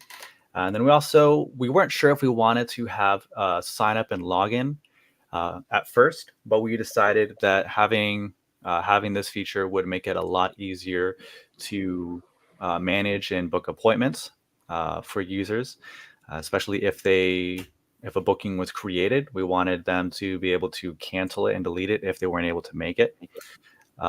And then another big thing was we designed this website for mobile. A lot of Vincent's current clientele is primarily finding him on mobile. And I don't know if you're anything like me, I'm finding a lot of stuff on the phone. I'm not usually using my computer or tablet or whatever to browse auto detailers or restaurants near me. I'm using my phone. So we wanted it to be very user-friendly for mobile. Now, how did we want to deliver these features? What did we want to use? We wanted to use some sort of map so people could see exactly where he is without having to leave the app, leave the website. We also wanted to have a calendar and scheduling so that people could manage their appointments better, see kind of what's available, and request appointments. We also wanted to have a login manager, and then we also had to think about how did we want to manage our state.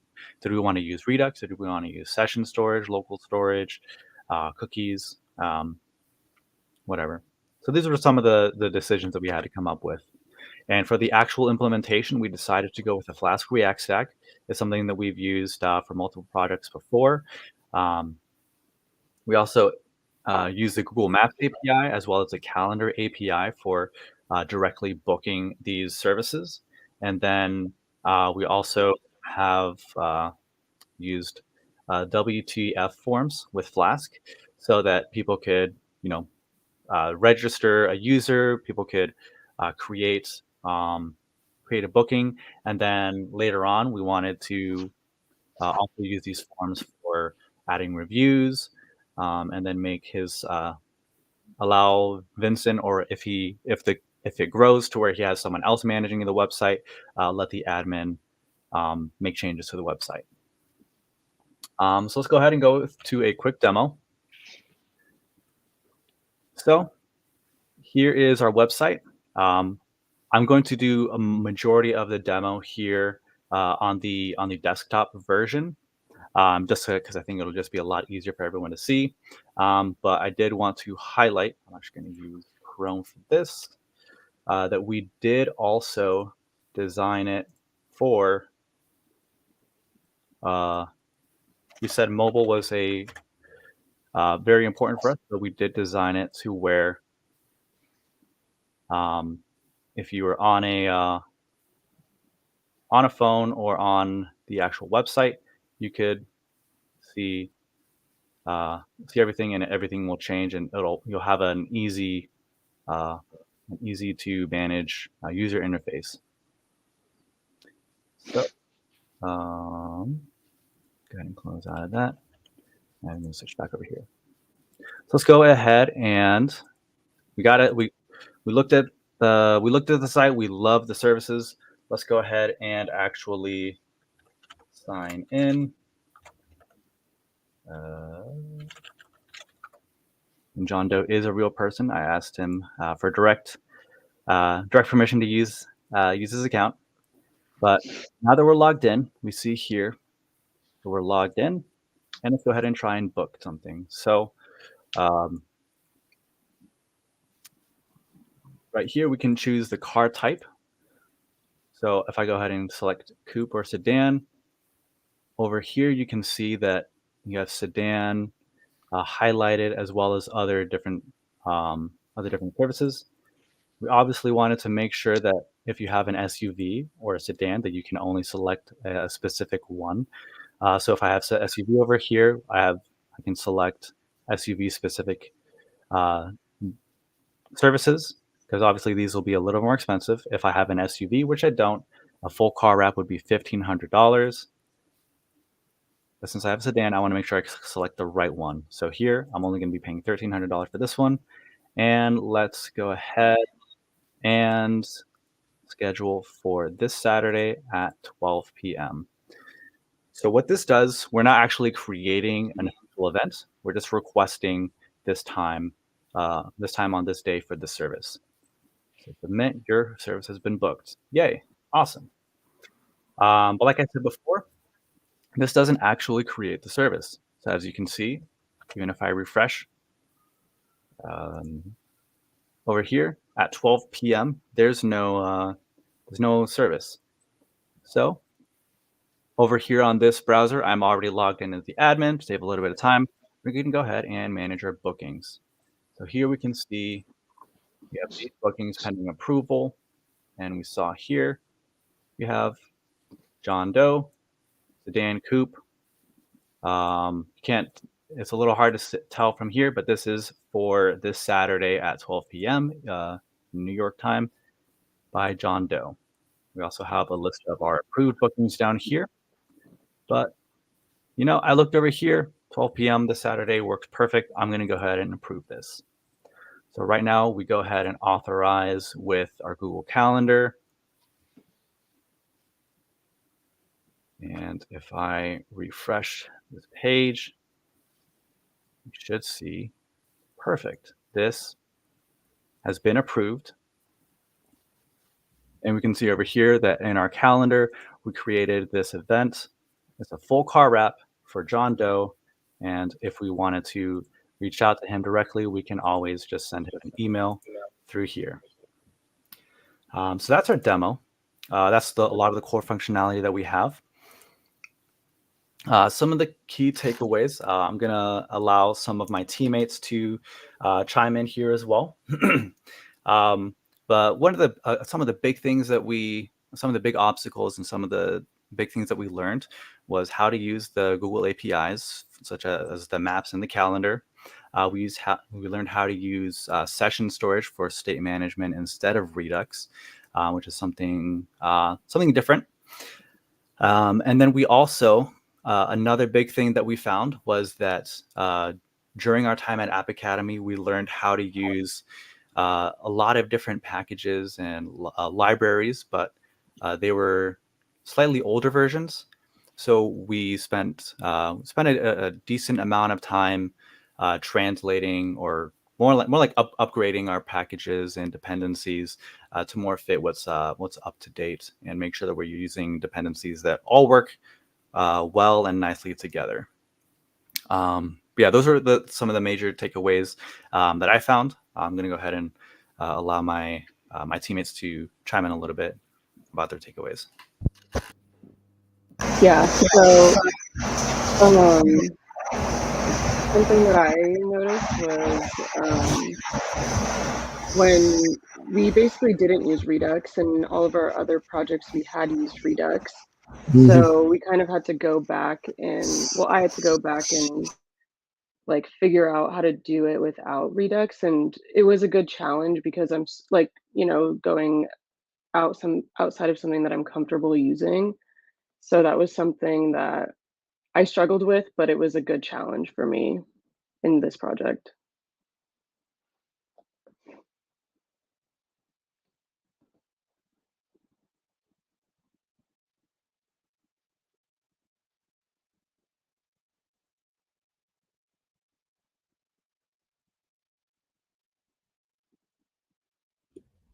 Jonathan, I think you're muted still.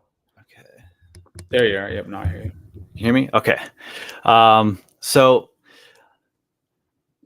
that's all great. There were obviously a lot of other features that we wanted to add, such as the reviews. We weren't quite able to fit that into our final product at the moment.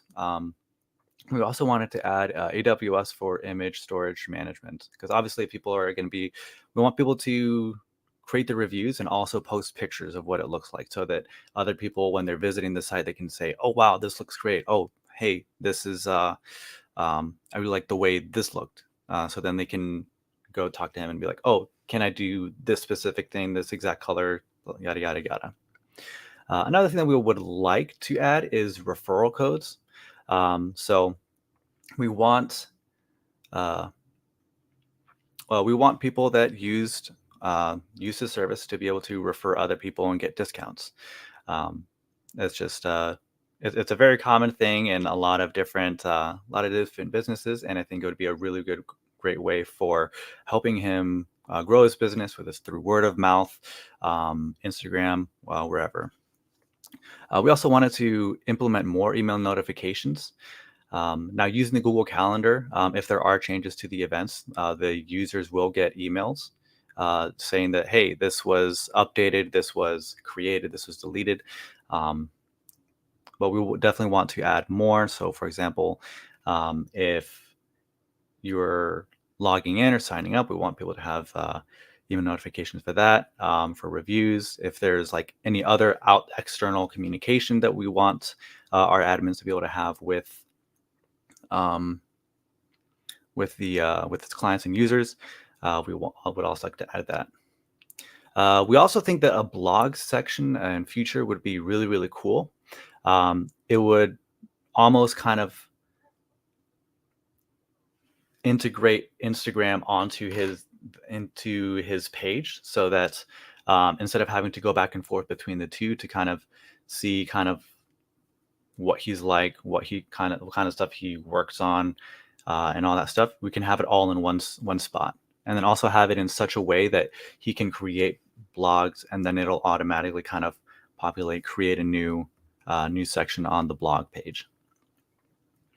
And then also, obviously, one of the big goals of having a business is you want it to grow. Right now, it is just a side hustle, just a side gig. And the way that booking works is that you just request the time. He says, okay, yes, I'm not working at my full-time position here on that day, and I can work with that. Boom, I'm going to prove that. As he grows, if it does eventually get to a point where he is working full-time, we want him to be able to, we want to eventually switch the booking system to where he's a user, instead of requesting a slot, is directly booking slots and is showing up on the calendar, instead of having to go through the extra loops and of requesting and getting approval and stuff like that.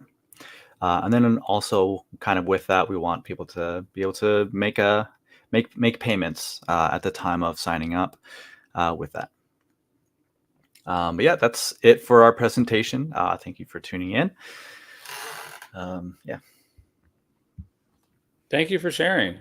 Very cool to see what an impact you can make on a real business. And I think a lot of those future directions, like you mentioned, could help the business grow, become more successful, and of course, drive efficiencies as well. So thank you for walking through the project.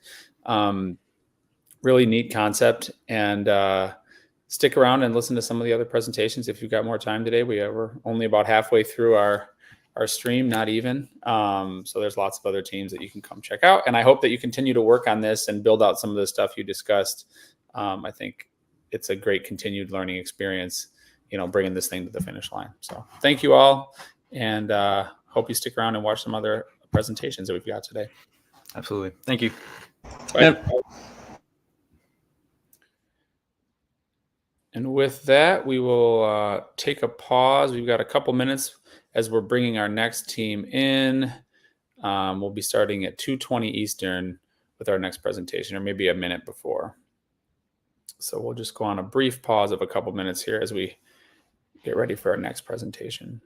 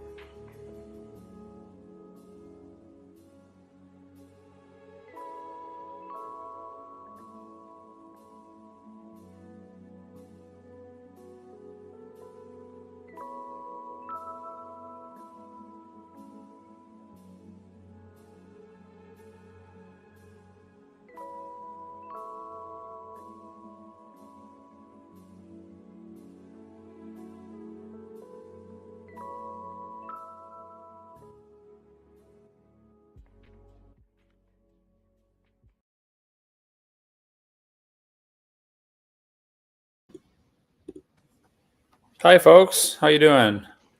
Hello. Hello. Thank you all for joining. Excited to hear your presentation. Just a couple quick things I wanted to note that if you share your screen, Mark has been saying there's a brief delay before it pops up. I'll be watching, so I can always give you the thumbs up to let you know that it's working. You'll have exactly 15 minutes to present.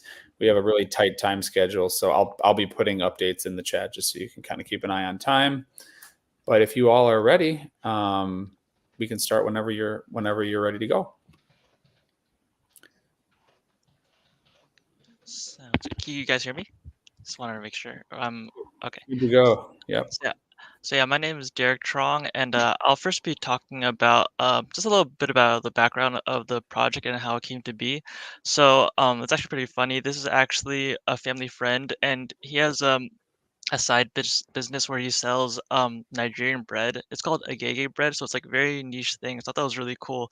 So he just I guess yeah, he had two priorities though. Like not only so he doesn't personally deliver the bread, but he distributes it to a couple four locations across the Bay Area in California, and then he wanted to center a website around the locations of this bread. But he also said he wanted to create a community, so that was another priority he wanted for his website. So not only did we want to emphasize the locations of these breads, so he can help sell it, but also because he wanted to kind of create a community of this website. So we wanted to give people a voice for this website. So I guess you'll see later on, but there's a couple functionalities where people are able to kind of basically post the reviews or share how they incorporate the bread into their daily lives.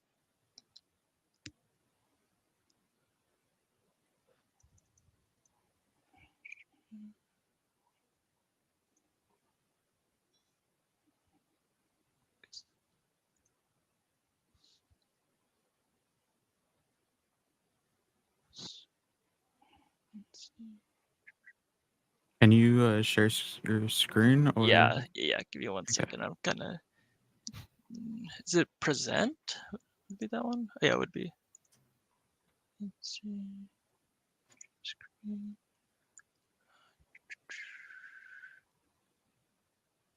Hold on. Sorry about that. All right, cool. All right, here you go. So just tell me when to go next slide or whenever. Okay. Alright. So we are Team 12. We are the Bread Boys, and we made a wonderful website for our client to help promote his bread. Next slide. Yeah. So we have 5 people. Me and Derek, we worked on the front end. Our guy Noah, he worked on authentication, but Noah's sick, so he couldn't make it today. And Jack and Saad were able to work on the back end and help pull everything together.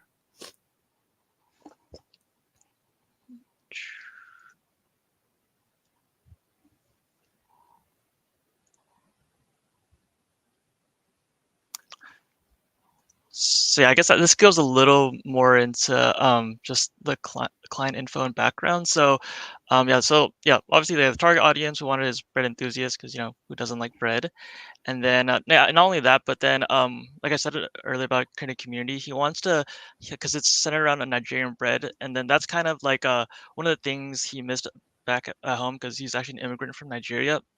And then so he kind of wanted to connect with other people that kind of were homesick and maybe had the same background as him too. And then Alright. So, hi, I'm Jack. I was one of the backend engineers, as Derek said. As Derek said, I was basically in charge of developing the next server components, which acted as API endpoints. The technology that we used was TypeScript, Next.js, Firebase, Tailwind CSS, and the Leaflet Map API. The goal of this project was to inspire user interactivity that would also allow the vendor to share the product's distributing locations, and to actually create a community based on the product itself.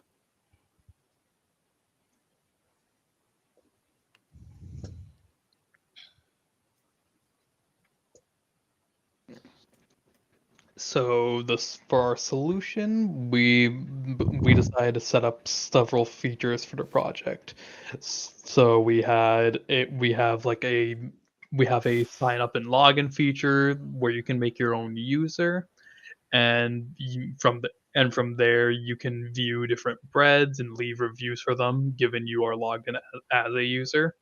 And you can also view other comments people made on specific breads. We also have a thing where we have an interactive map showing like what locations for each bread.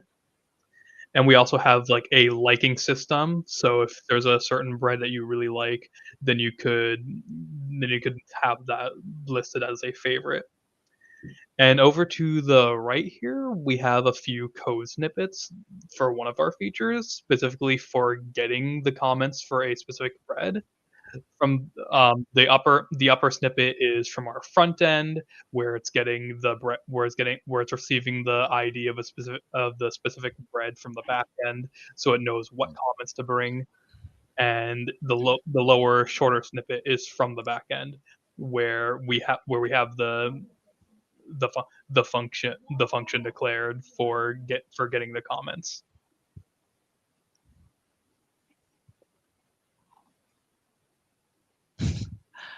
Okay, sounds good. So I'll be in charge of the demo. So the demo, there's some parts that were still in process. So I'm only going to show you like the parts that like we're fully completed. Okay, so I guess let's first go do the sign in. So it's pretty cool. Like this is my first time using Firebase. So when you sign in, it will actually automatically connect you to, so you have to have like a legitimate Gmail. So that is gonna how we use authentication. So then so here, now, yep, now it's a sign out. Cool too. So, well, I'll tell you what the reason was. So, like, for the website, it is for a small business. So we didn't want to make it too cluttered. We wanted to like be concise and have enough features, but not too many. So one of the features that we will implement, where you have a privilege, if you're a member, is that you can share your recipes. So there will be a form that you can list the title. So like, and the recipe has to be specifically how you incorporated this specific type of Nigerian bread.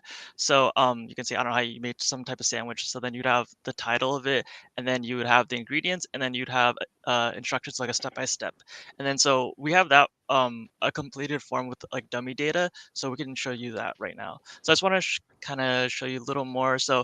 Um, so yeah, just like I guess the vision that we had was that we just wanted to give enough info, but not too much info.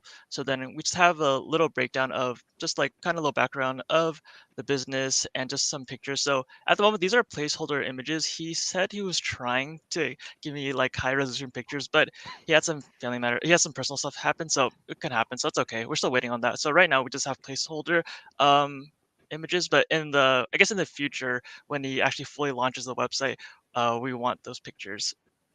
And then this is probably, I think, my favorite thing. Matt Penano did this. So it's what like Son said earlier, it's an interactive map. So you can see we have 4 locations. And then if you see on the icon that it's bread emoji, so it's pretty cool. So then if you hover over it too, you can see which one it is. So this one would be number 2. So this would be Jolly Jolly Coffee and Kitchen. And then say like, okay, well, we have a map, but so what? So like if you click on one of the icons, and then it will redirect you, and then it'll get your current location. So you can see I live in Berkeley, and then it'll take you to those specific location, and you can map it like that. So that's really cool. And then lastly, here we have, so it's like enjoy and submit. So then these here represent, well, this is just dummy data, but it would represent recipes. So I'll click one here. So if you click here, it will show you the title. So like of what it would be like. So like, I guess you think of some kind of specific sandwich you made, and then you would have the ingredients there, and then you have the instructions. And then like I said earlier, that we wanted to create a community. So not only are people allowed to post their recipes, but they could comment on it too. So then you can see here that people like comment here. So like I'll do right now, like, yeah, this one, the refresh is a little like, it's not fully optimal, but it does work. So if you and then also if we get the refreshes, so we have to work on that stuff. So that's one of the things we need to work on, so that doesn't happen. But yeah, it does work. But then so that's one thing we have to work on. So it's like in the process. And then yeah, so like I said, it's a small business, so we didn't want it to make a too complicated website. We just wanted to have enough info, but also be interactive too. So yeah, that's just a little demo of the website we have so far.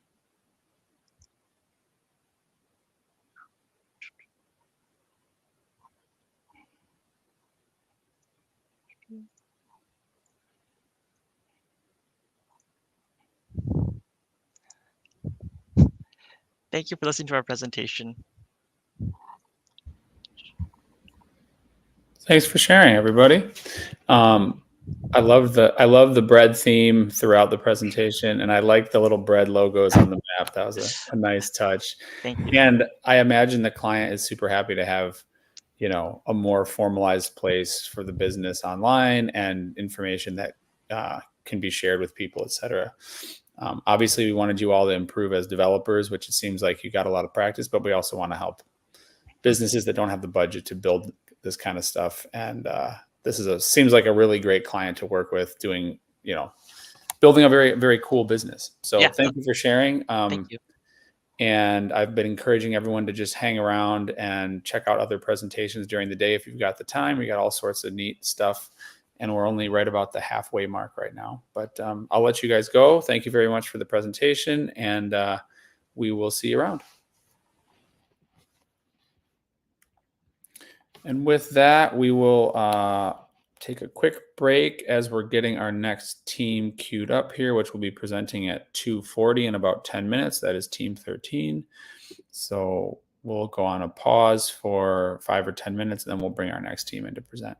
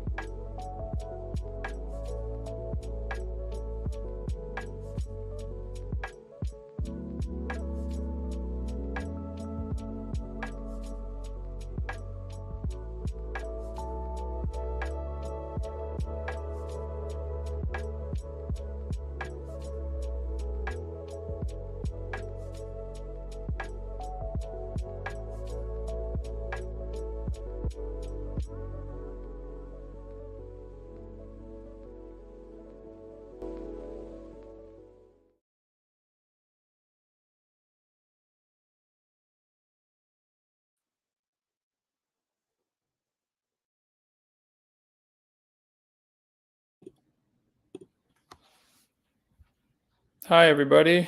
How we doing? Hi, good so far. All right. It looks like everybody's here, so I just wanted to mention a couple things, and then we'll have you take it away with your presentation. When you share your screen, there's a little bit of a delay sometimes, so just give it a second to load. I'll let you know if we can see what you're presenting on your end. You'll have 15 minutes to present, and I will try to put messages in the chat to keep you on schedule there. We are on a tight schedule because we have a lot of teams presenting, so just be mindful of time. And with that, if you're ready to go, you can take it away. No iPhone. Are we ready, guys? Yep. Hit it. Yeah, let's roll.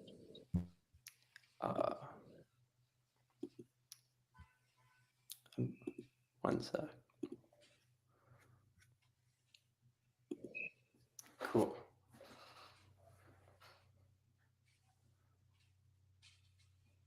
Or do you not want me to share it up? Oh.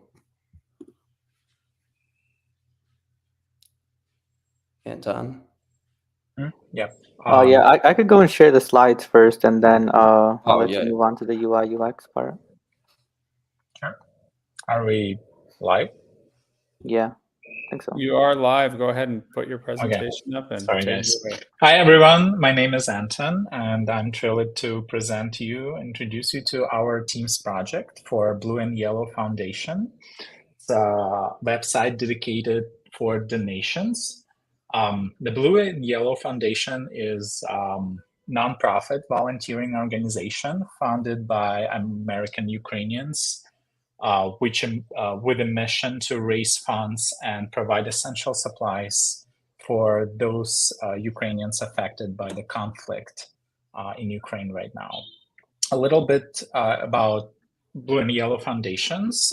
There's some of my good friends, and I was really happy to accept their offer to work on their improvements for a web page because they are super passionate. I know them for a long time, and they put a lot of effort and time in their party events and dinner parties to collect and help Ukrainians because they have direct connection to organizations who's in Ukraine directly, right?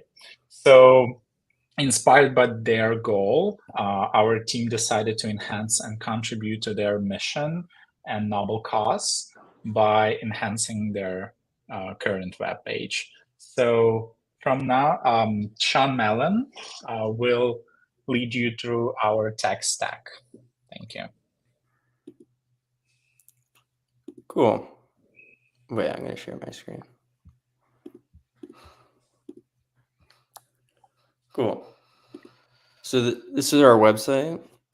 The tech stack we used was just Next.js and Tailwind CSS. This allowed us to create some serverless functions to be able to fetch and store these events in our own database to limit the amount of API calls we make to Eventbrite. And when we first got the project, we were lucky enough to get this mockup. And the goal of us was to translate a rough mockup into a polished, finished website. And what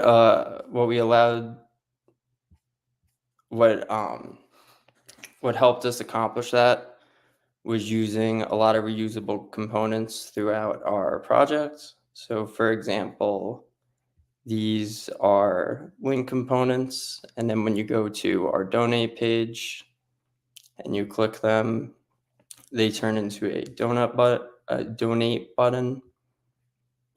And along with our projects, using the same component. So it just allows for a clean and modern UI feel throughout the app. And now I will hand it over to James to talk about our what we did with Facebook.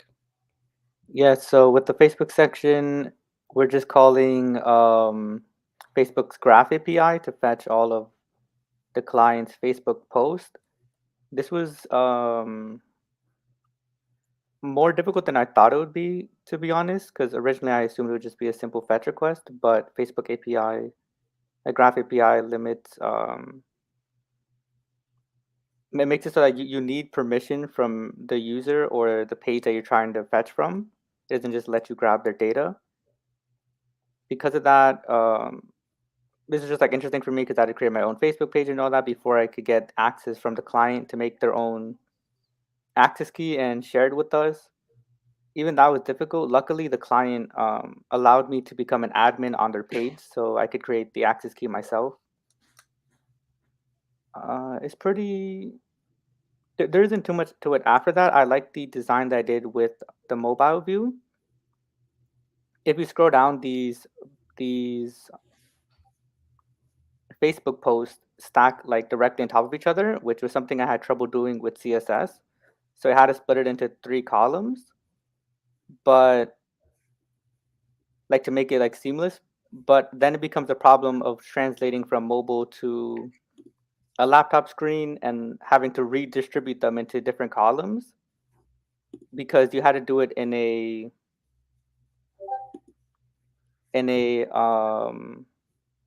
event listener, but event listeners don't have access to use state. So just like a whole process of trying to keep track of like the data and making sure it's like updated and still split it up into columns when you shrink and close the page. But that's about it.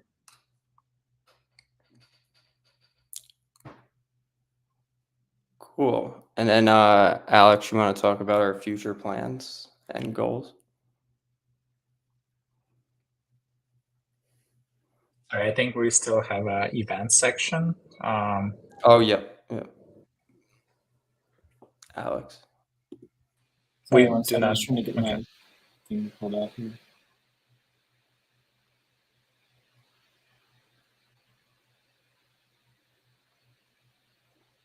So, well, first you want to talk about the events, then we'll go into conclusion. Yeah.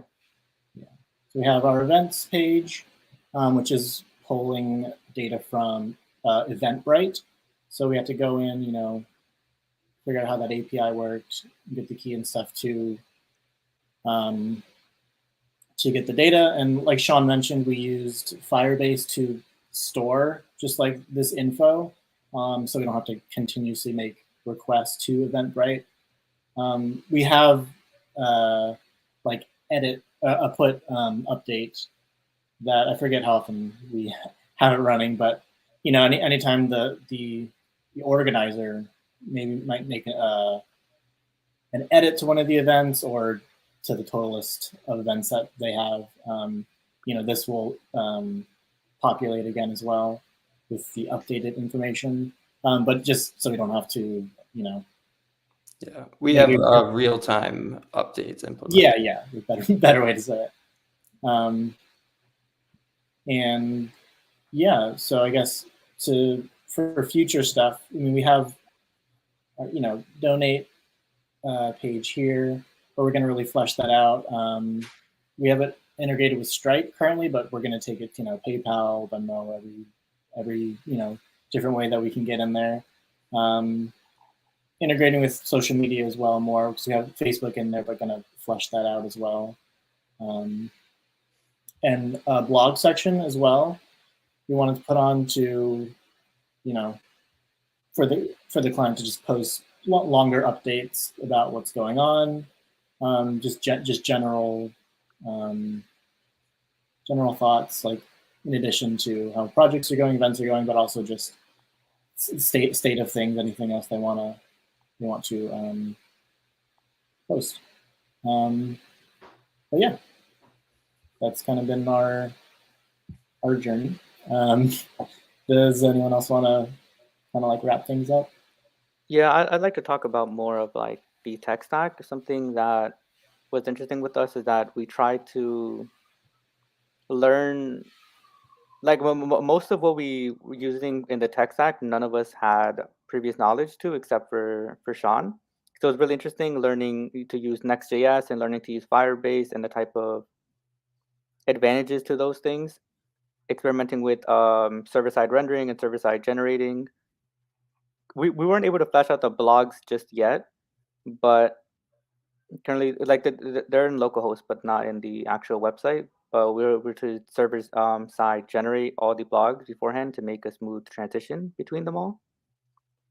And in terms of like problems that we faced, things were just more difficult than what I assumed they would be when working with the client, because we needed a lot of back and forth and making sure that design was like matching what the client wanted. And we also had we had a fifth member who was supposed to be the API lead. Congratulations to them, they got a job a few days into the project, but that left us down with the team members. So we did the best with what we could. And that concludes our presentation. Unless anyone has something else to say. Yeah. Great job, guys. Thanks for walking us through that. Obviously cool to see this going toward a good cause. And it was very ambitious of you to pick up additional technologies that you hadn't learned before and learn them on the fly in a couple weeks and implement that. So I hope you continue with the project and continue building some of that functionality that you mentioned you're still working on and continue learning. That's the whole point of this, is to create some value for a client, but also to learn and continue to grow as developers yourselves. So thanks very much for the presentation. And I encourage you to stick around and see some of the other presentations, join the live stream and see what other people have built. And we'll be judging these over the course of the next week, and then we'll have our results. So thank you all. I will see you around, and we'll have results in a week here for you. Okay, sounds good. Thank you, Tom. Bye, folks. Thank you, Tom. Bye. Bye. All right, we're going to take a little break for 5 minutes or so as we get our next team organized and ready to hop on the stage and present. So we'll pause and come back in 5 or 6 minutes, maybe 6 or 7 minutes with the next team's presentation.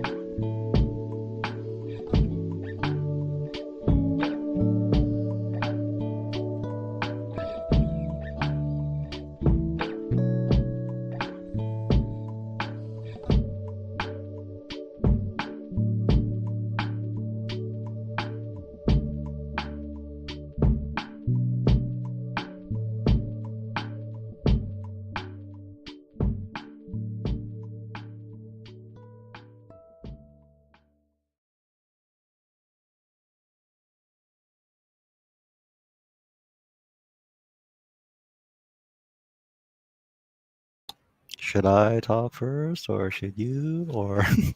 Hi, everybody. Welcome. Thank you for joining.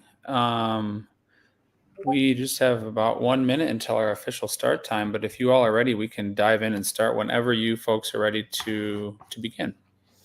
I think we are ready. Romeo will be the one presenting the project.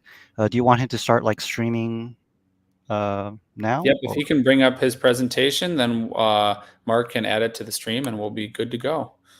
So I will turn it over to you folks, and you've got 15 minutes to present, and I will just mute myself and listen in. All right. The stage is yours.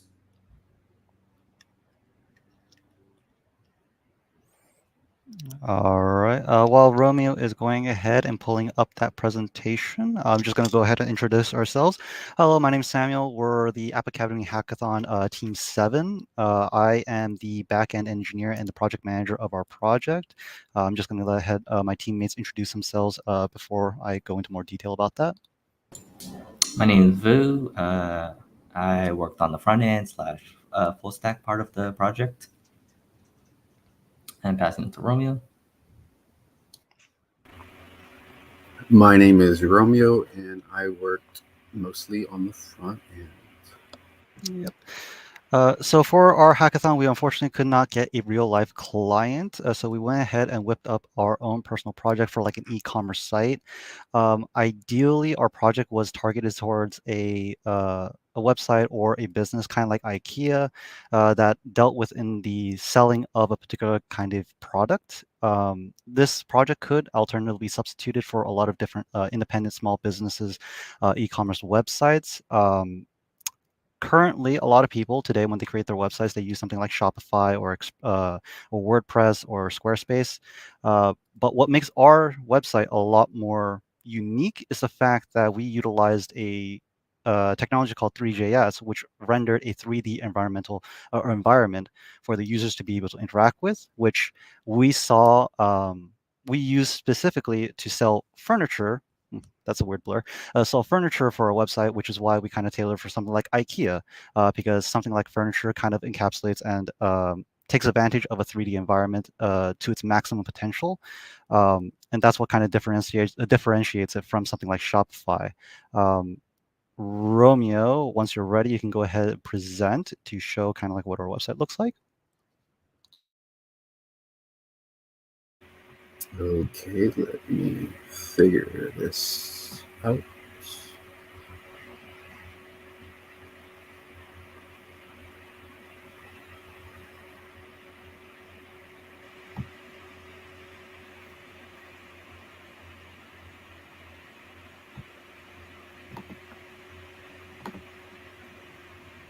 Okay.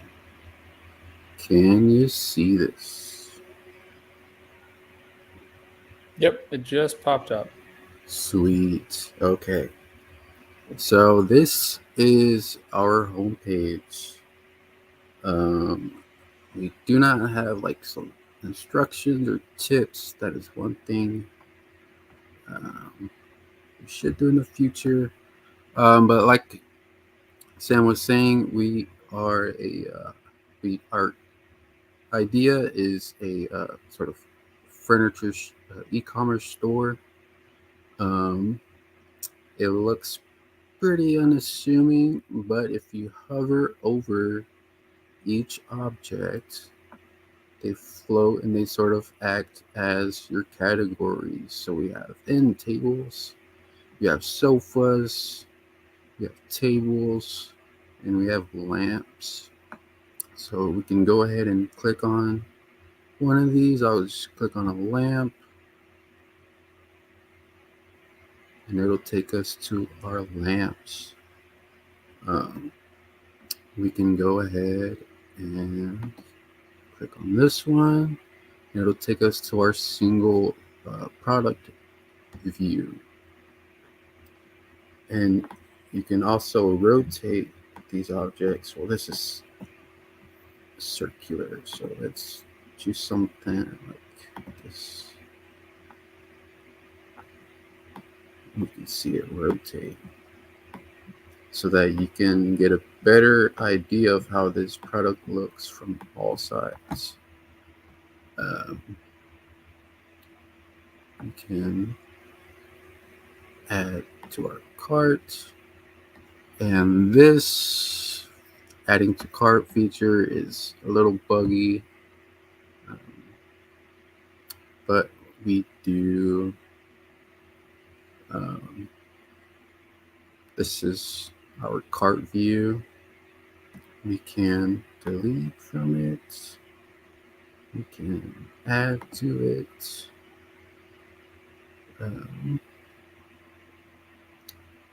And we can also write a review. I can say,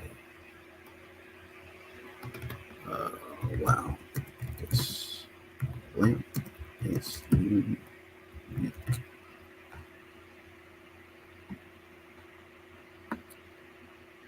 And so there's a lot of buggy things around,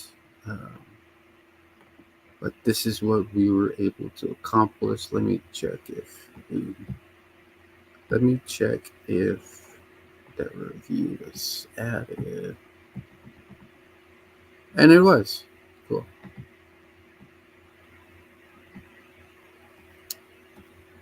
And we have a previous orders page. You can see the order number, the date, the product name, how many of each items you bought, the price, and the total and status. Let's go ahead and check out our sofas. And you have a nice loading screen. Here are our sofas, and they are rendered beautifully in high quality. Isn't that sweet?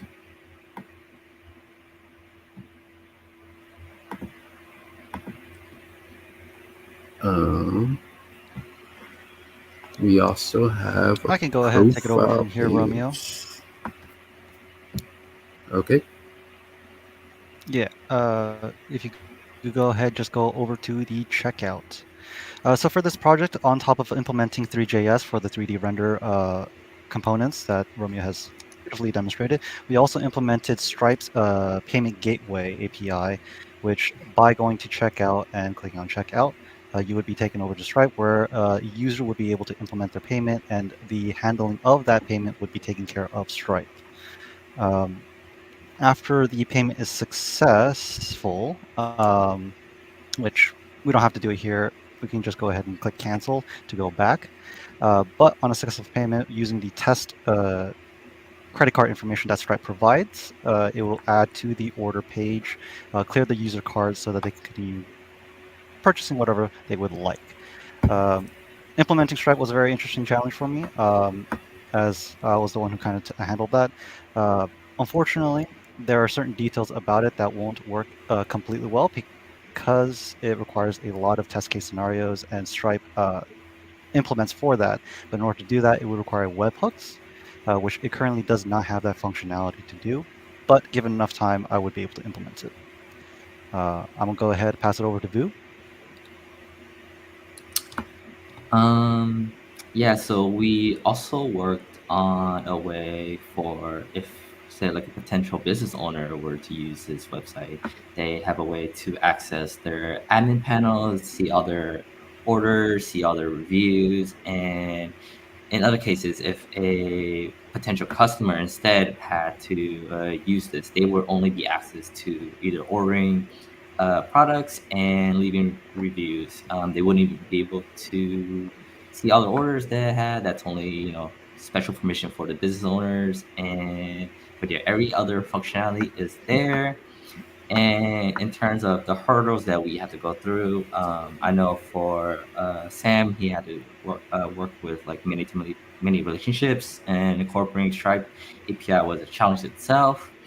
And then for Romeo, I know he had to work with displaying objects on a grid, working with light / position of certain models, and overall, like we had we had to work through hurdles of losing a couple of members, but this helped strengthen our communication with each other with only 3 members. And our takeaways was we work on our strengths. We actually had to work through our weaknesses as well, so we see what we weren't strong on. We had conflicting busy schedules, but in the end we were able to make this amazing project work really good, work really well. And if anyone wants, everyone knows a potential owner or a business owner and wants to work with us, give us a shout out and we'll be here. Thank you so much. And if Sam and Romeo wants to add anything as well, that'll be nice. I'm good. Sam? No, I'm good. Definitely, we hit up on everything. All right, guys. Well, thank you for running through your project. I think that's the first one we've seen that has sort of that metaverse feel to it.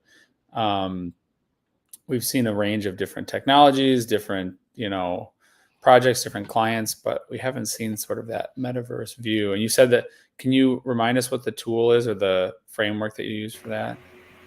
The framework was 3JS, but 3JS. It's required to use a library in order to use it with React. The libraries were React 3 Dre and React 3 Fiber. Awesome. Cool. I'm sure there's some other folks that might want to play around with that or use that on a future project. So thank you for sharing. I'm encouraging everyone to hang out and check out some other presentations. We've got, let's see, a couple left, 4 or 5 more presentations. We'll be wrapping up at 5 p.m. Eastern. But thank you all. I will let you go on with your day, and we'll have judges judging the projects for the next week, and then we'll have results out to everybody. Thank you, Tom. Thanks, guys. Take care. And with that, we will take a little pause here. We've got about almost 10 minutes until our next presentation from Team 4. So we will go on pause, grab Team 4, and then we'll be live again as soon as they are ready to present.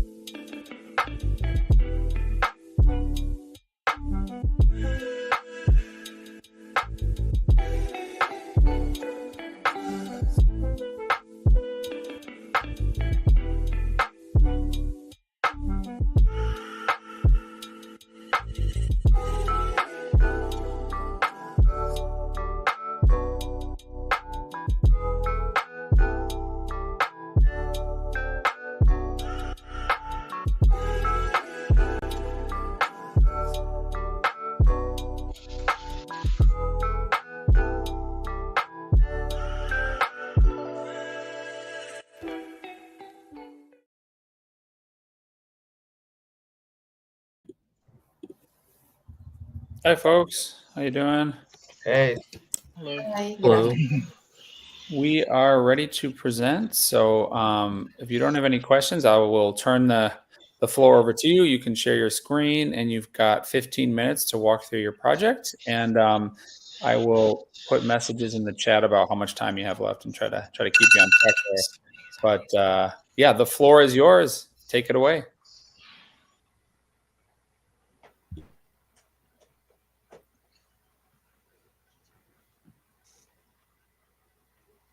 Cool, guys. Guess we'll start by introducing ourselves. So I'm Efren. I'm Vamshi. I'm Kevin. I'm Nick. Hi, I'm Keisha.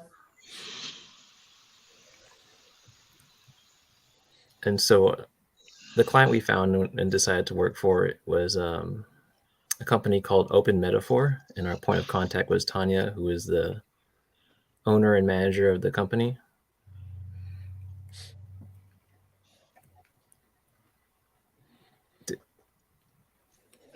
Efren, do you want to screen share the company, the website? Sure.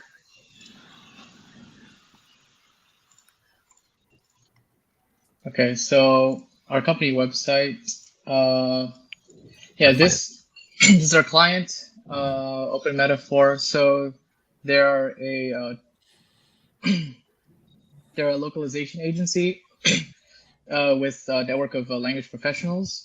And what localization means is that they do things from translation, transcription, which is basically copy with translation, typesetting, so the layout of different languages depending on which language, the subtitling for that, which our app was trying to solve for them, the multilingual app testing, and SEO localization. So with all of that, we really like working with our client, Tanya. She was very communicative in what she wanted out of our transcription app. And yeah, so we really like their values of diversity and inclusion, and we really enjoyed creating this for them. So we'll start with our first slide here.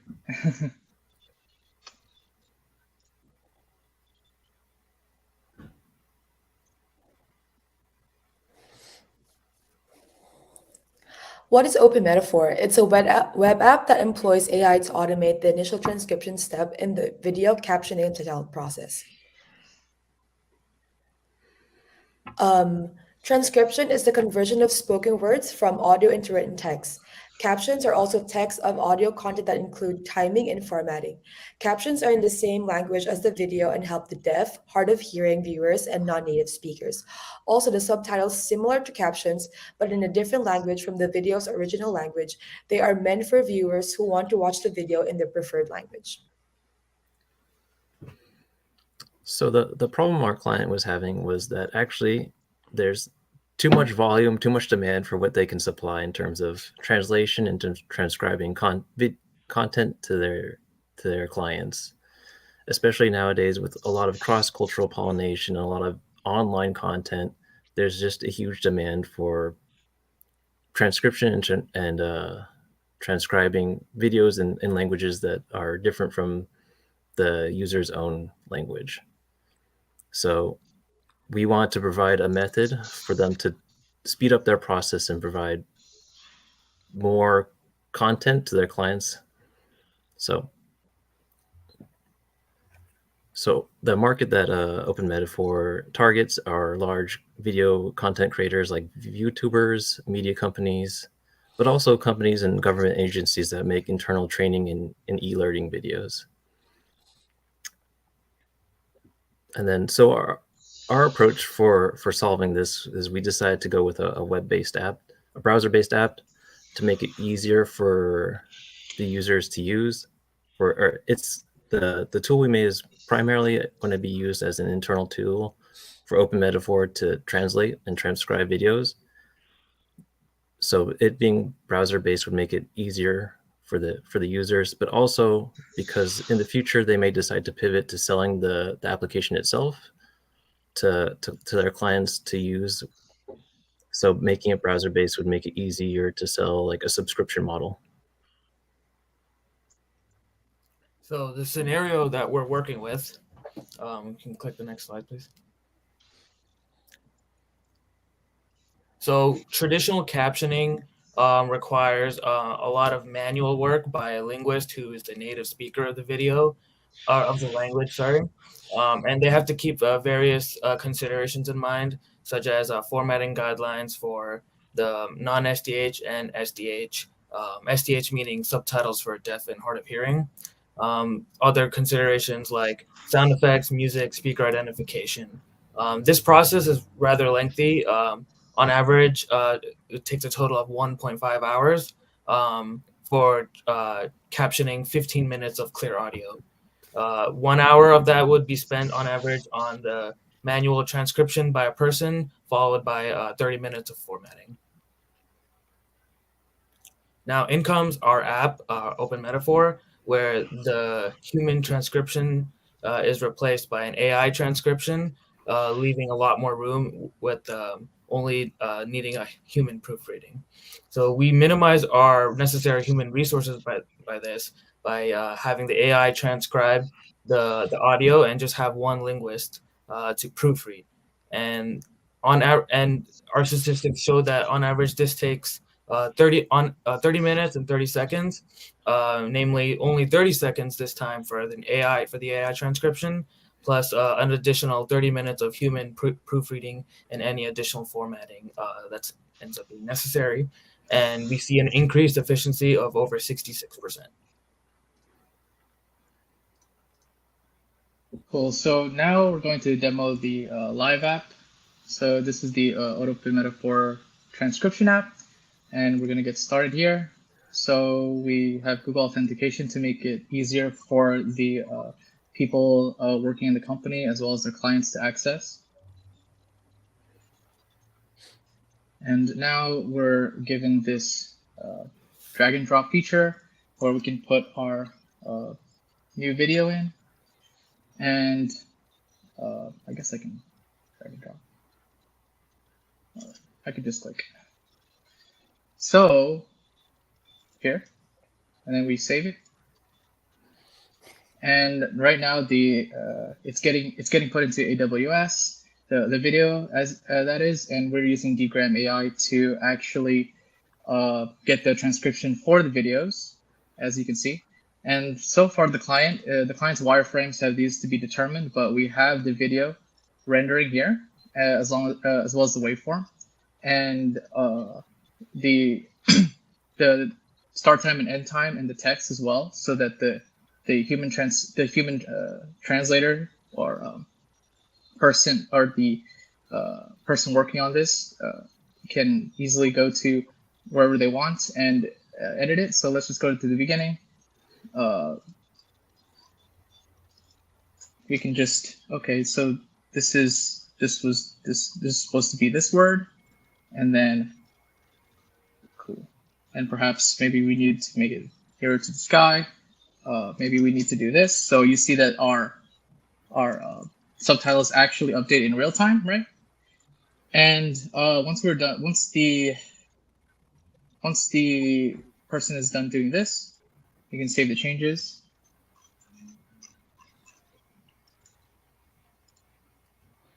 And then we can download the actual BTT file, which is the transcription file. And the transcription file is just a regular text file, and you will see our changes right here. You see this? So it matches what we just did. Yeah, it was this one. So it matches what we just did. If I can drag this. But yeah, order to write by verses. So yeah, so the poem was correctly downloaded. And yeah, as for streamlining the entire process, this was the entire app, and yeah, and we can move on to more things in the actual presentation.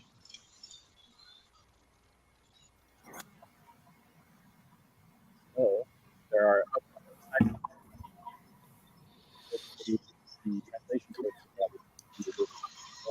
Nick, we can't hear you very well. Uh-oh. Is it better? Oh, there we go. No, yeah, we can hear you better now. My boom was a little bit maladjusted.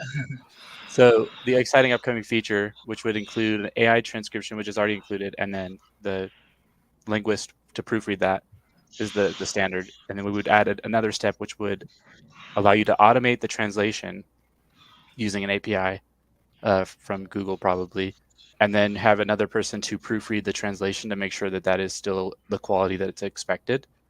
And that would drop the resources from basically 5 human resources down to 2, and also drop the average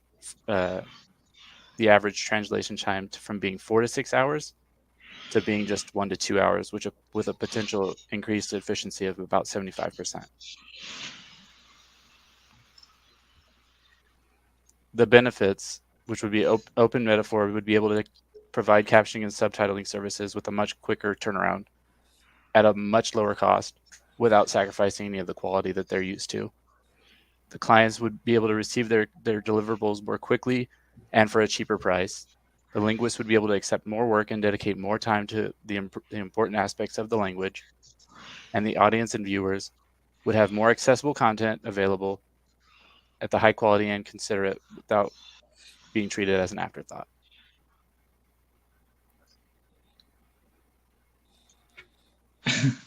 So thanks for coming.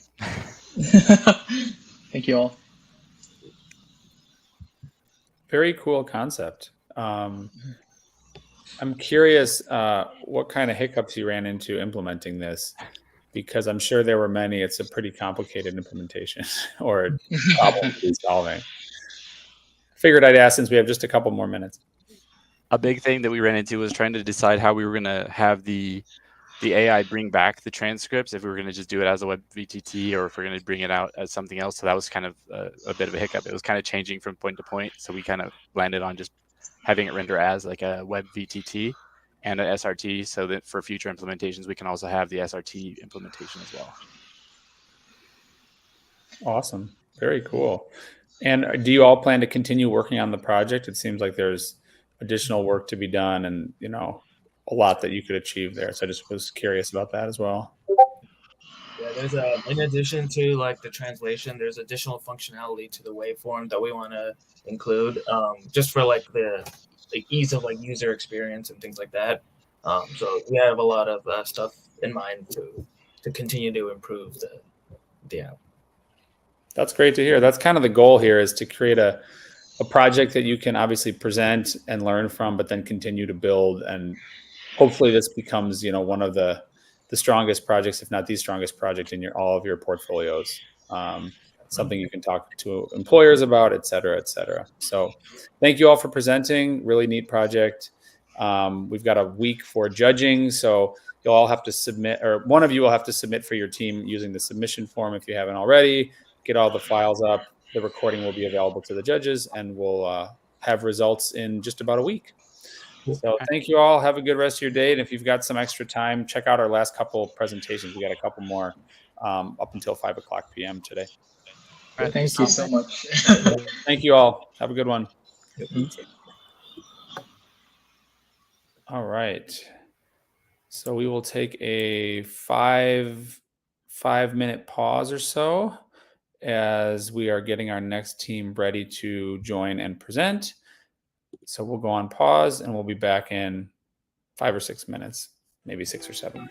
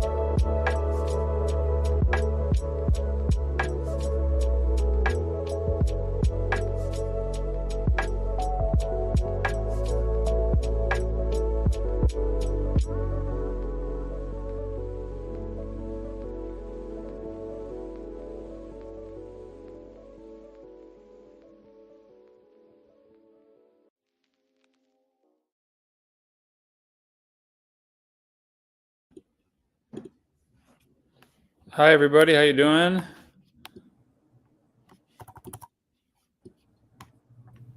I imagine you're a little nervous, but we've had lots of presentations today, and they've all been pretty smooth. So I'm sure this one will be no different. We have just about 1 minute until start time. So if you all are ready, I can turn over the floor to you. You can share your presentation. Camera working? Dive in. I can't see myself. Yeah, Justine, I hear you, but I just see black. I don't see a video for you. I'm not sure what's going on, if it's something to do with your webcam. May I leave and join? Rejoin? Yeah, let's try that. I'm not sure what's causing that. Okay.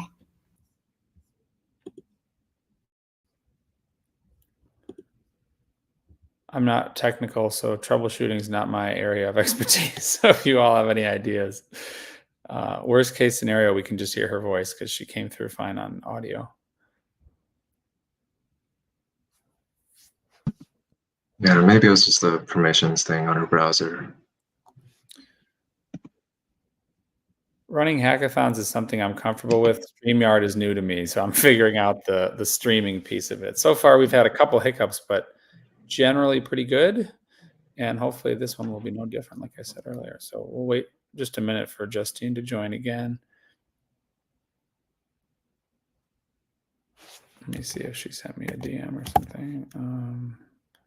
All right, she's back in. So Mark, if you are able to pop Justine back on the stage. Okay.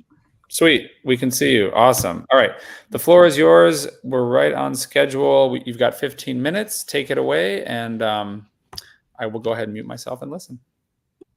Awesome.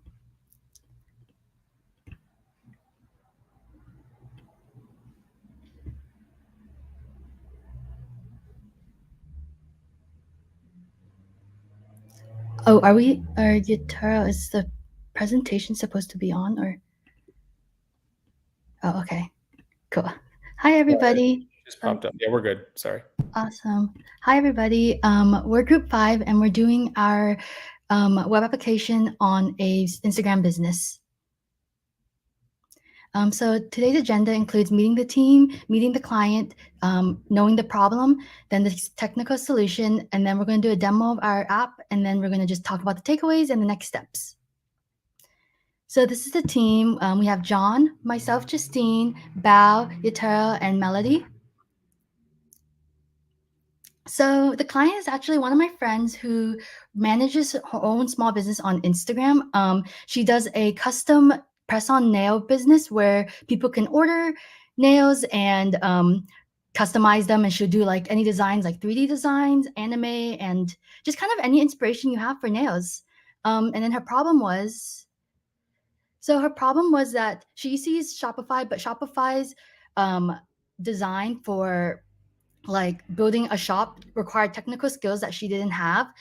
And then she also was using, it just was a lot of work for her to use Shopify. And then, so now she manages her entire business on Instagram because it's just easier that way. That entitles with a lot of like collecting orders through DMs and then relying on using Google Sheets and Google Docs to store those orders, which is really less optimal. And so, yeah, that is the problem. So I'm going to talk a little bit about our goals and just our technical solutions to how we reach those goals. So the first goal is to create an aesthetic website to enhance the brand's credibility. And to do that, we incorporated Tailwind and Instagram's API. We also wanted to just create a dedicated web page for our client Steph to manage her orders. And to do that, we gave her exclusive access to Django's admin site, and Django, the framework, comes with the admin site, which requires authentication, and it's perfect because we only wanted our client to have access to data in the backend. And we also wanted to streamline communication with the customers. To do that, we use AWS S3 for images and an email API to send order confirmation after submitting the order. And we wanted to prioritize security. And so as of right now, the app, any user can submit orders on the app. So we wanted to blur images on the Django admin site, and John was able to do that just to prevent our client from seeing anything explicit or graphic that any user can submit. And we also implemented Google's reCAPTCHA to protect the client from bad actors as well. So Yutaro is going to demo the app for us now.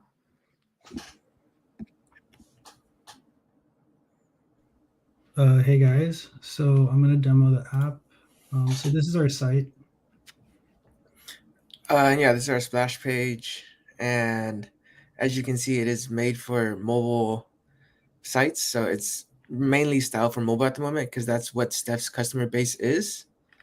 As well as everything is on one page. Originally, we wanted it to be split up, on different pages, but Steph wanted everything to be shown on one page aside from the forms.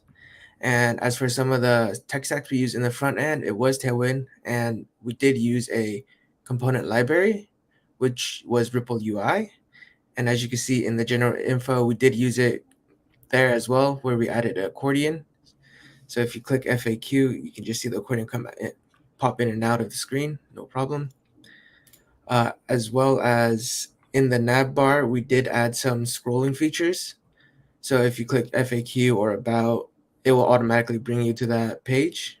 And if you click order, it will bring you straight to the order page. But if you wanted to take a look at the gallery, you could just go back to the gallery and it would scroll down for you. Speaking of the gallery, all the images we have were pulled from the Instagram API. And this is straight from Steph's Instagram. And that was brought in by Yutaro. So he'll take it from here and explain the whole order process. Yeah, so to get started on an order, you can just navigate through the nav bar or click on the link and we can demo an order for you here.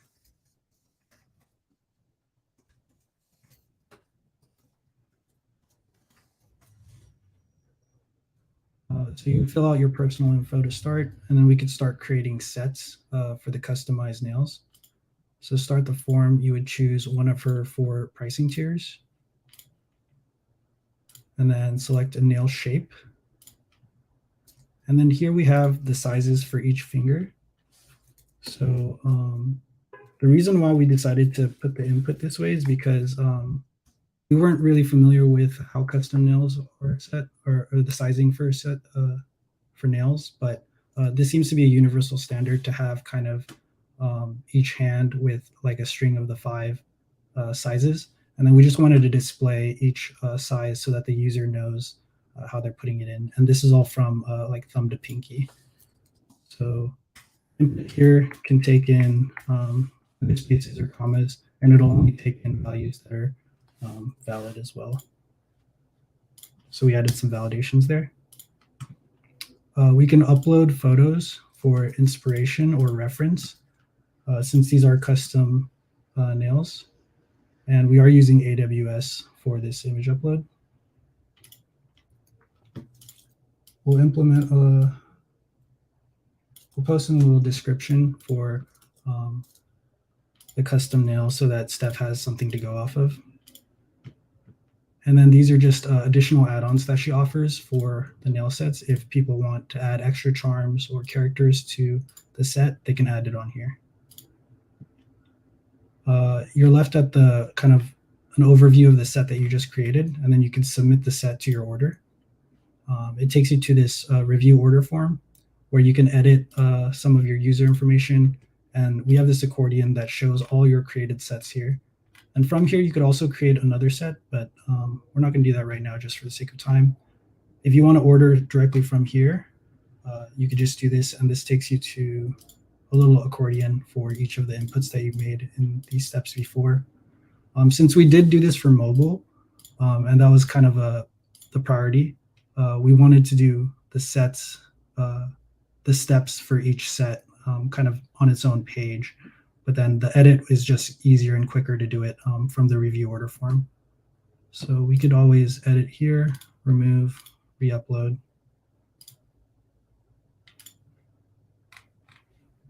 Or change some of the descriptions or charms. Save that off. And then in order to submit the order, I would just have to go through this reCAPTCHA, and then we would be able to submit the order. So once it's submitted, you'd actually get an email notification.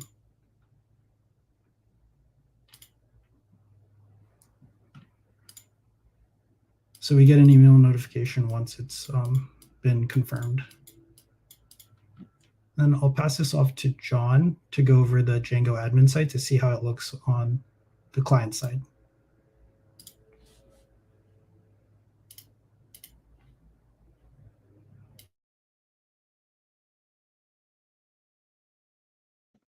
Okay. All right. So could I get my, I believe I'm sharing my screen at this point. Okay, awesome. So that is my screen, right? So, once at the same time that a customer receives an email confirming that their order request has been received, our client Steph is also going to receive an email like notifying her that she's received a new order request. Now, of course, right now the email message is pretty basic, but the functionality is there. We're going to be we're going to be editing the email message, of course, in the future. So, as soon as the request goes through, both the customer and our client know that the order request has gone through. Now, as we've mentioned, we did use Django to build out the backend for this site.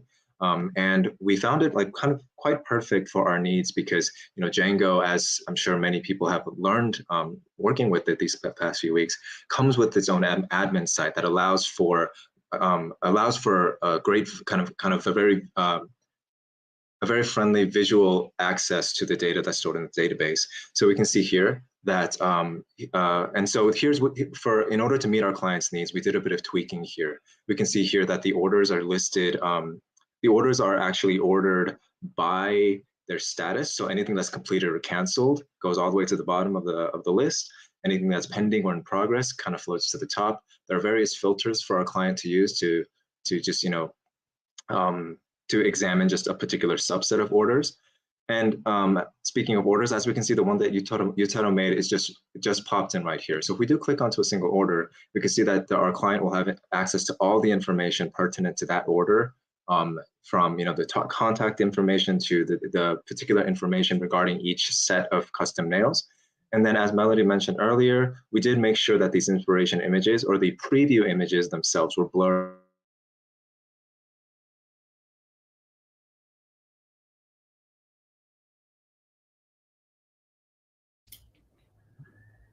Looks like John just got cut out. Yep, he just dropped out for me too. Let's give him a second and see if his connection comes back.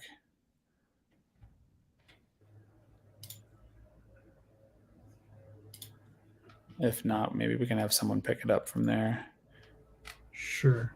I could pick it up since we're running out of time. Yeah, let's do it. I think he's still frozen on my end. Sorry about that, but yeah, let's just have one of you pick no it up. worries. Yeah, so where John left off, we implemented these blurring, and this was by design because Steph, the client, didn't want to have users to have to create an account and log in order to submit an order. So we wanted to make sure, since the design right now, anyone can go in and place an order without creating an account, that we provided some protection so that our client is not exposed to anything that is unsolicited or anything like that. But if you do click on here, you can see. I don't think you're sharing your screen. Oh, sorry. Oh, it just took a second. Okay. Yeah. So, yeah, and then she can review the inspo images here, and you can see that these are hosted on AWS as well.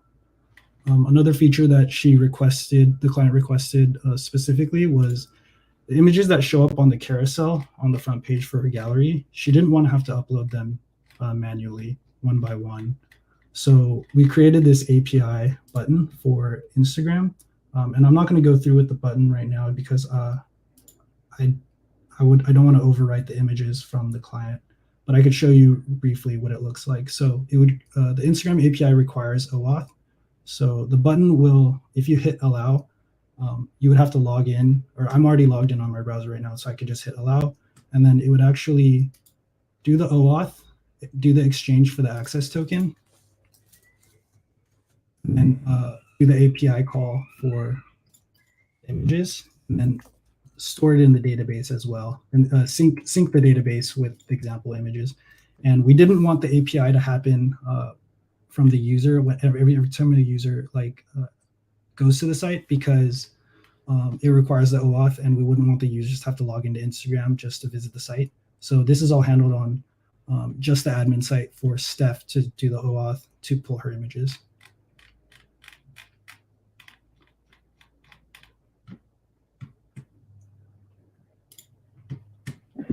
I could talk about some of the takeaways from this project.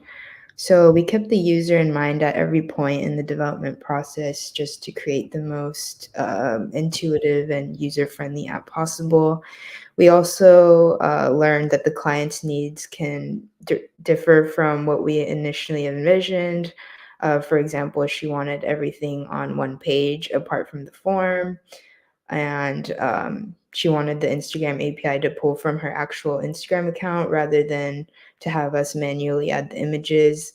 Along those lines, she wanted us to just adapt to her needs. So we had to really learn quickly, because we didn't have experience with some of the frameworks and APIs. So we had to really dig into the docs to deliver this app by today's deadline. And we also had the most efficient workflow when our team was frequently communicating and looking at bugs together. And as mentioned, we really wanted to prioritize security because we didn't want to leak any of the user's personal info or form data. So we can move on to the next steps. And so the next step is to implement more media queries. Currently, it's just designed for mobile, and we want it to be for desktop as well.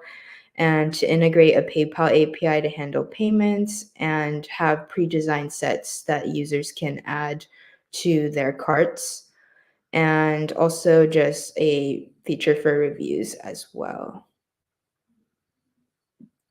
Thank you guys for watching. Right on schedule. I was just about to cut you off, but you finished right at the perfect time. Very neat project. It was cool to see the teamwork and everything coming together, and a really slick presentation too. So kudos to whoever put the presentation deck together. Thank you all for your hard work and for the project. I think a lot of people would be inspired by everything that you did in a fairly short period of time. We've got a week for judging, so one person from your team just needs to submit everything through the link that I shared. If you have questions, you can DM me, and then we'll have all the results almost exactly a week from today, after the judges are done reviewing all the projects. And we've got a couple more folks presenting if you want to stick around and check out the live stream and see what your colleagues have been up to from App Academy. But thank you. Have a good rest of your day, and let me know if you have any questions. Bye, folks.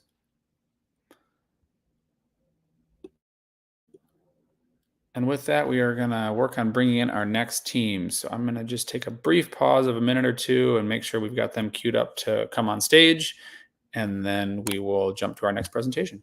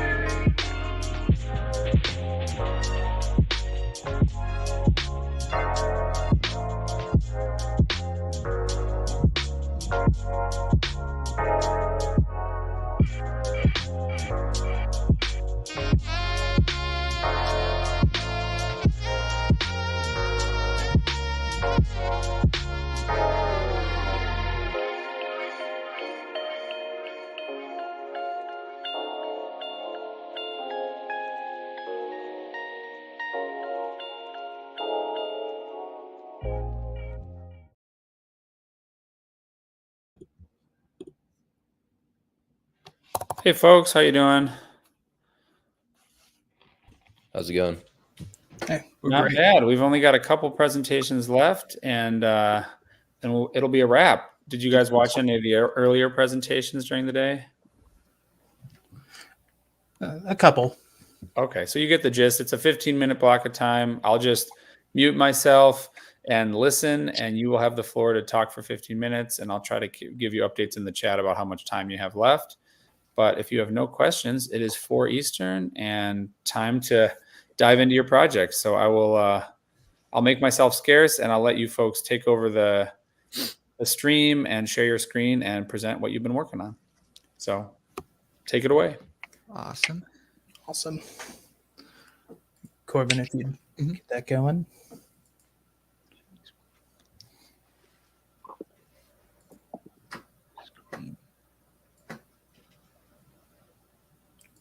There we entire screen. There we go.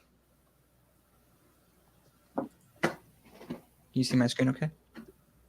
There will be a quick delay, Corbin. It should pop up in a minute. Okay.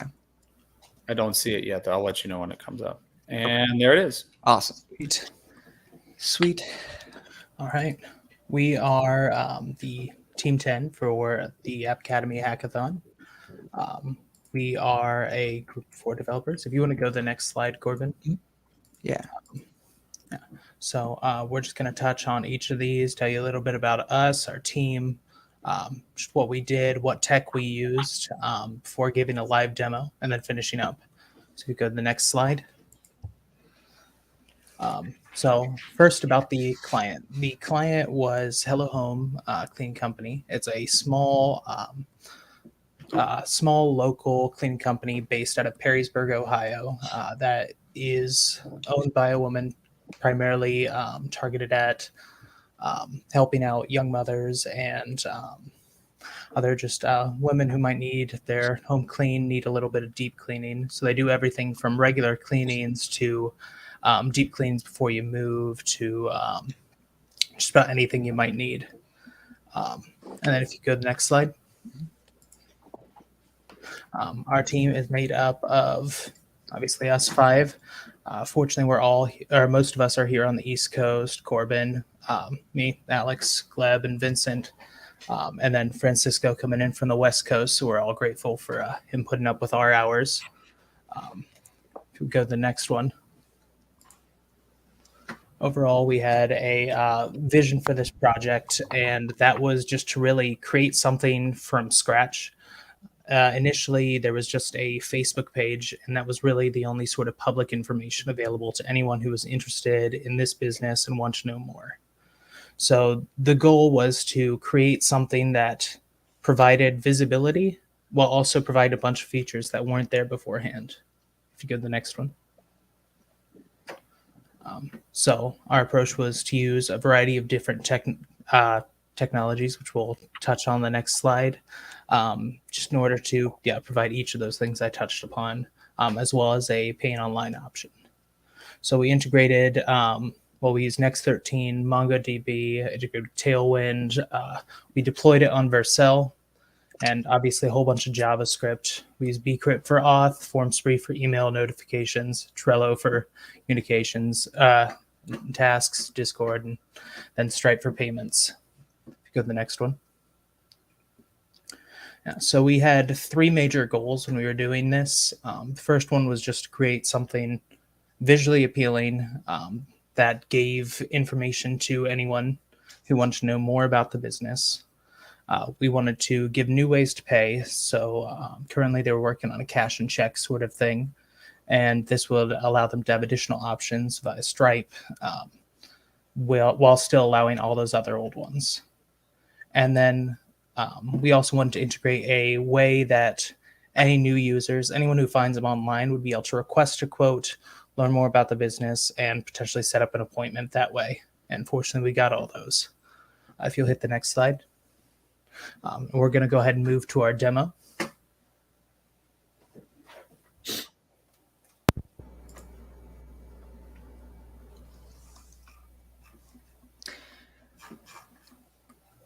All right, so I guess I'll take over with like starting off. Next13 has this, well, not just Next13, but Next.js has this awesome like next auth, which took a little bit to figure out, but it creates like a super easy way to just get the session data like of a user, put it in the front end, and then it does all the like JSON web token response like for you in the back end, so you can get the session data and the user on the back end, super easy. And we created these forms, and so you can of course sign in and sign up. I'm just going to sign in for now.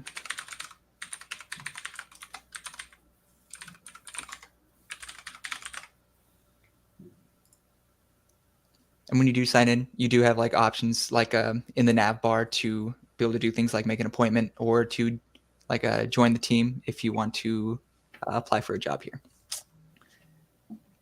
And I will pass it off to Gleb for creating appointments, and he will talk.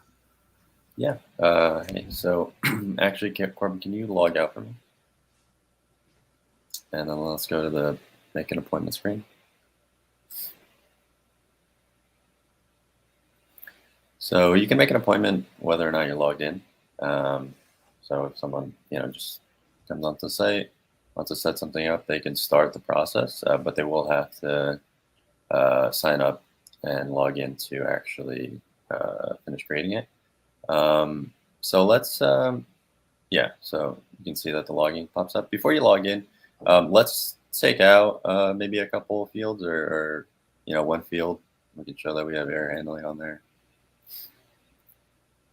Yeah, so each kind of field will have an error that pops up if something's missing.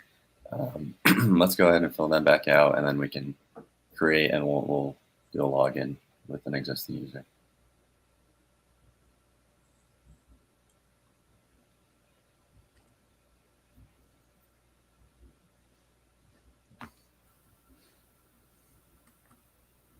Okay, great. So now we're logged in, and we can go ahead and create.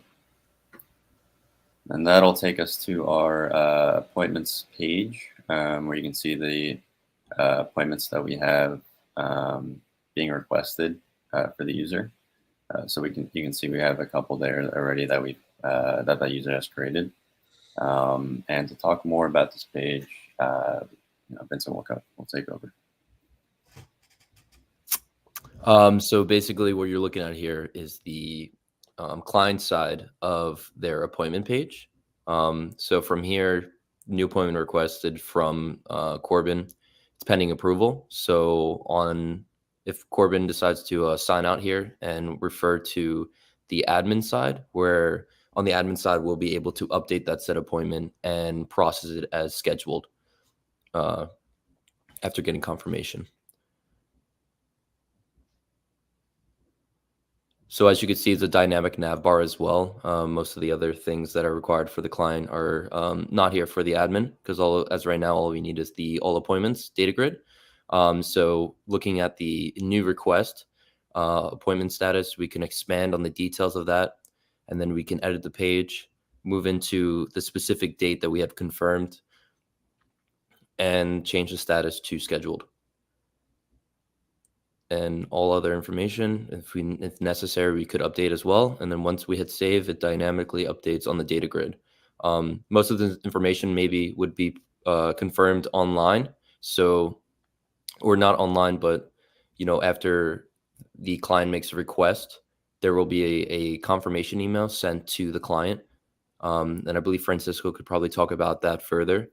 Basically, by sending the email, they are made aware of the appointment being requested, and then they will call further on to confirm the details. And then at that point, the admin will go on the website themselves to change the status to scheduled.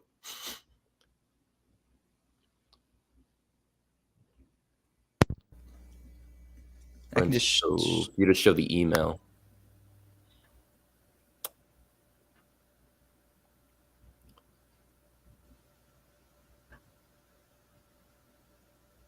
So this was an email automatically sent after making the booking request to show that the confirmation was received.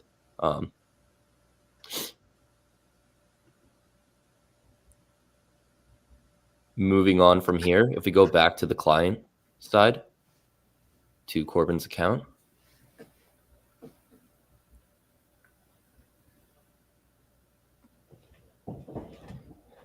we should be able to see that the request has now been validated. The appointment has now been confirmed at the bottom.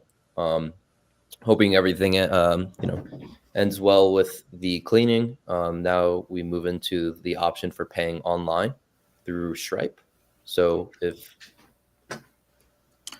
and I'll take over from there. Yeah. So when we get into Stripe, Stripe is really handy, and they're really friendly to developers, despite the quirks along the way. But they allow you to have a couple different options. We've set it up so that way users can use the methods they've been using in the past. So if they want to use check, card, or if they want to use check, cash, that sort of thing, they can still do that. And that's able to be confirmed by the admin and to be marked as paid otherwise. But this actually allows us to go ahead and use Stripe this way. So Corbin, if you want to show the example of the confirmation via Stripe. Let's submit, and it goes ahead and shows that the total due is now paid. And just make sure that you know that all your stuff is paid. Then confirm the status on the admin side now for the paid appointment.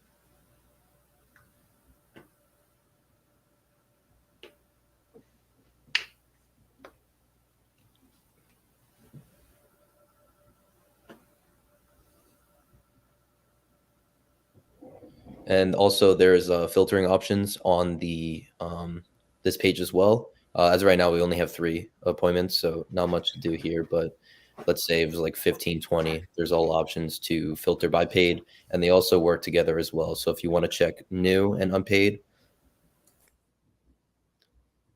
there's no options for that, but there is new and an unpaid.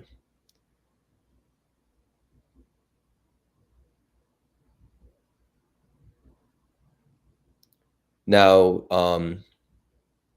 generally what would happen, you know, the day of or day after of the cleaning, the appointment status will change to pass. So if Corbin just do that and change that through this way,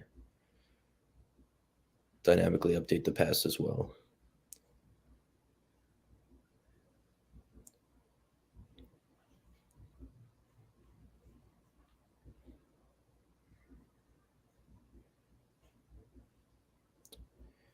We also included a couple of static pages as well that the client had actually asked to be used specifically, just an about page about the company, mission statement, such and such. And then also a very important page for the client as well was the frequently asked questions that would facilitate the process of, you know, answering other questions that the client may have prior to our cleaning.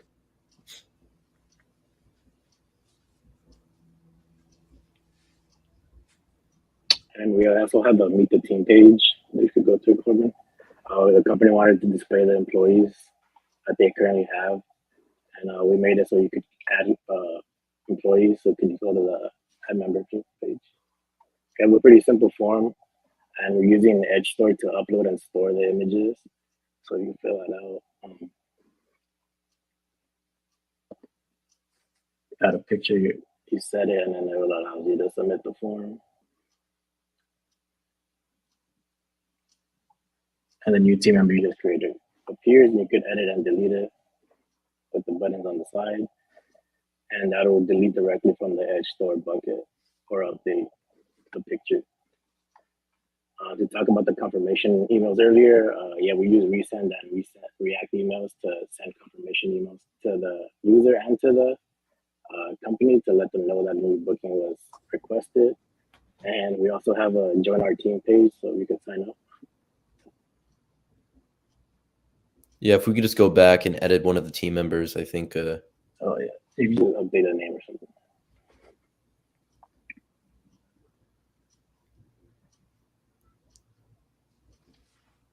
We just edit the description for Tom McCormick. Just say update that.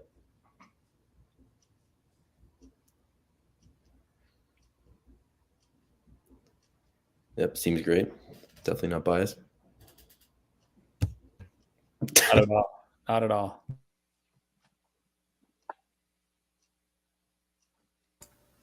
And then if you want to sign out and go back to a standard user, so that way we could demonstrate the join our team page.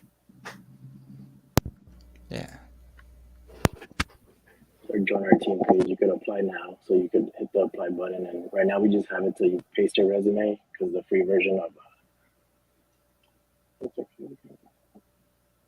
Form's free, just doesn't allow you to upload files. But this will send you an email with all the information on the form so you can look at it whenever you want.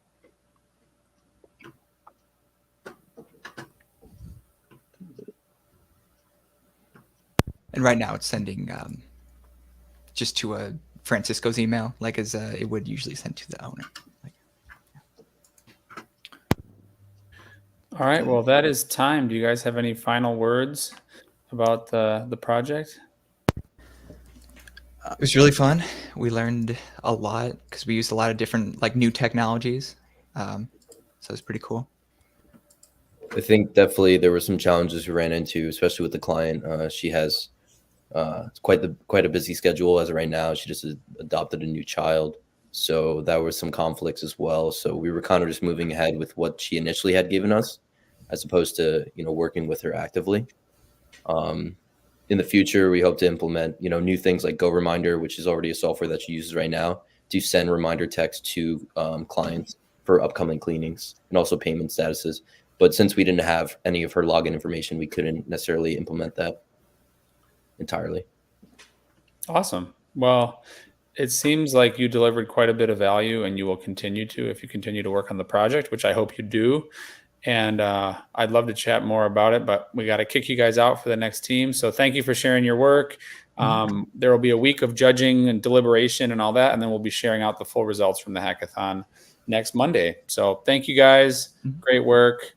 super neat project, and I'm sure the client is happy that she has all of this functionality that she'll be able to use to make her business more efficient. So I will let you all go, and if you guys want to hang out, there's a couple more presentations before we wrap up at 5.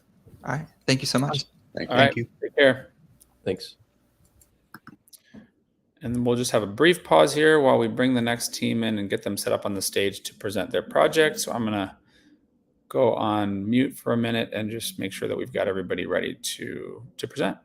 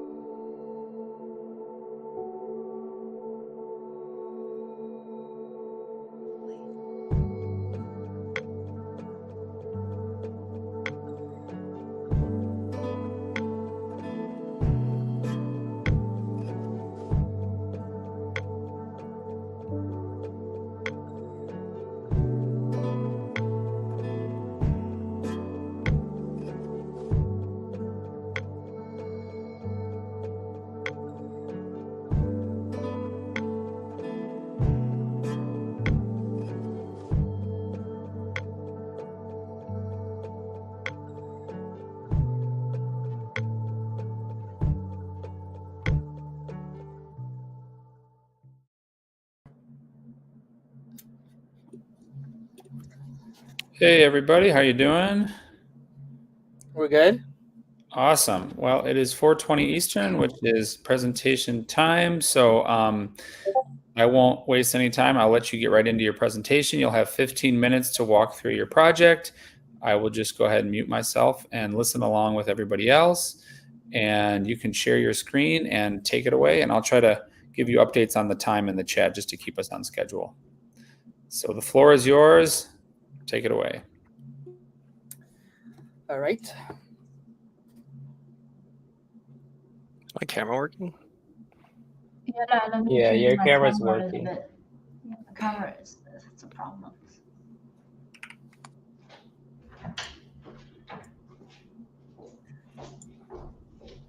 Hello, we are Team 1, and these are the developers. My name is Albert. We have Matt here, Sam, Tony, and Vivian.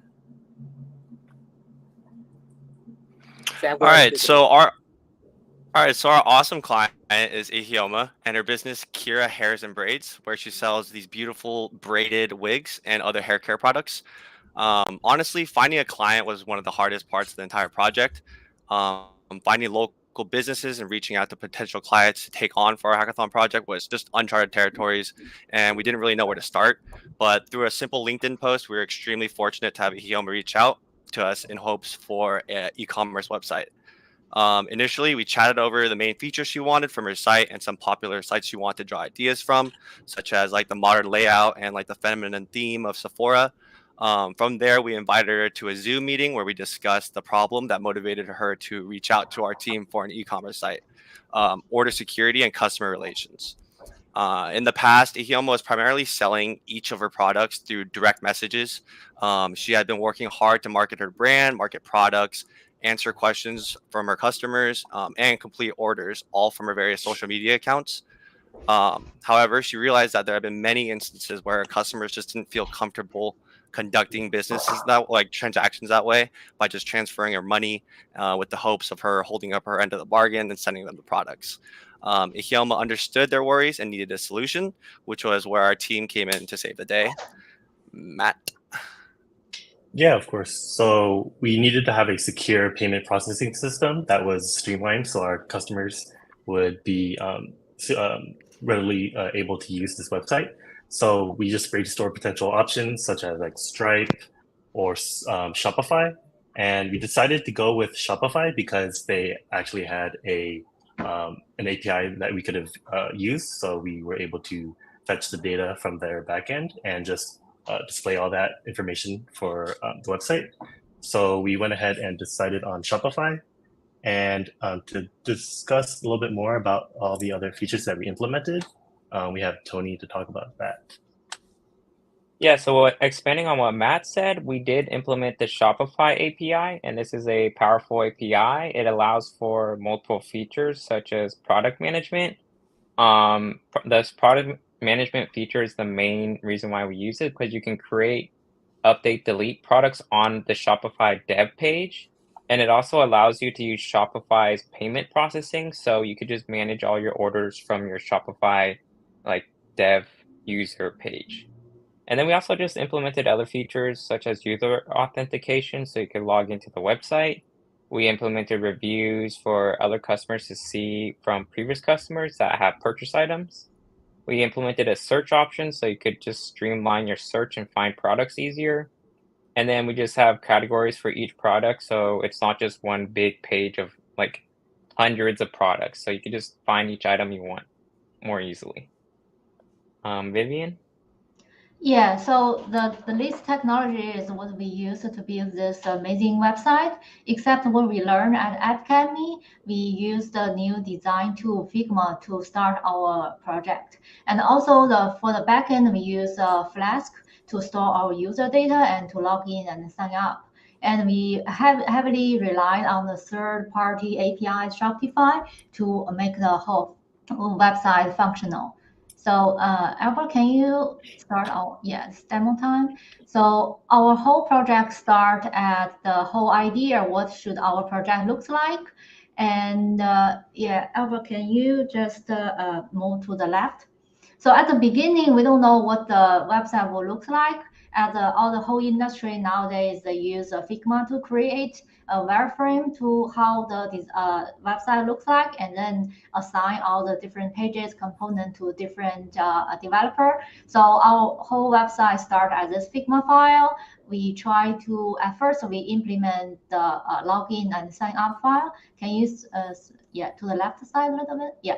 So this is our sign up register page. And we have use another color theme to create a sign up, a login page. And the right side is our splash page. It includes a top navbar, and the photo is what the clients want. But all the photos, we use AI to generate the ratio and the theme match the client request. And then the next will be, we have different option and concealer of the single product page. And the footer, we linked all the social medias of the client. They want us to have Instagram, Facebook, and TikTok. And that's a general idea in our Figma file. And next week, you guys can see the real website. So this is the login. So now we sign out the demo user. Now we can just join. We can log in the demo user.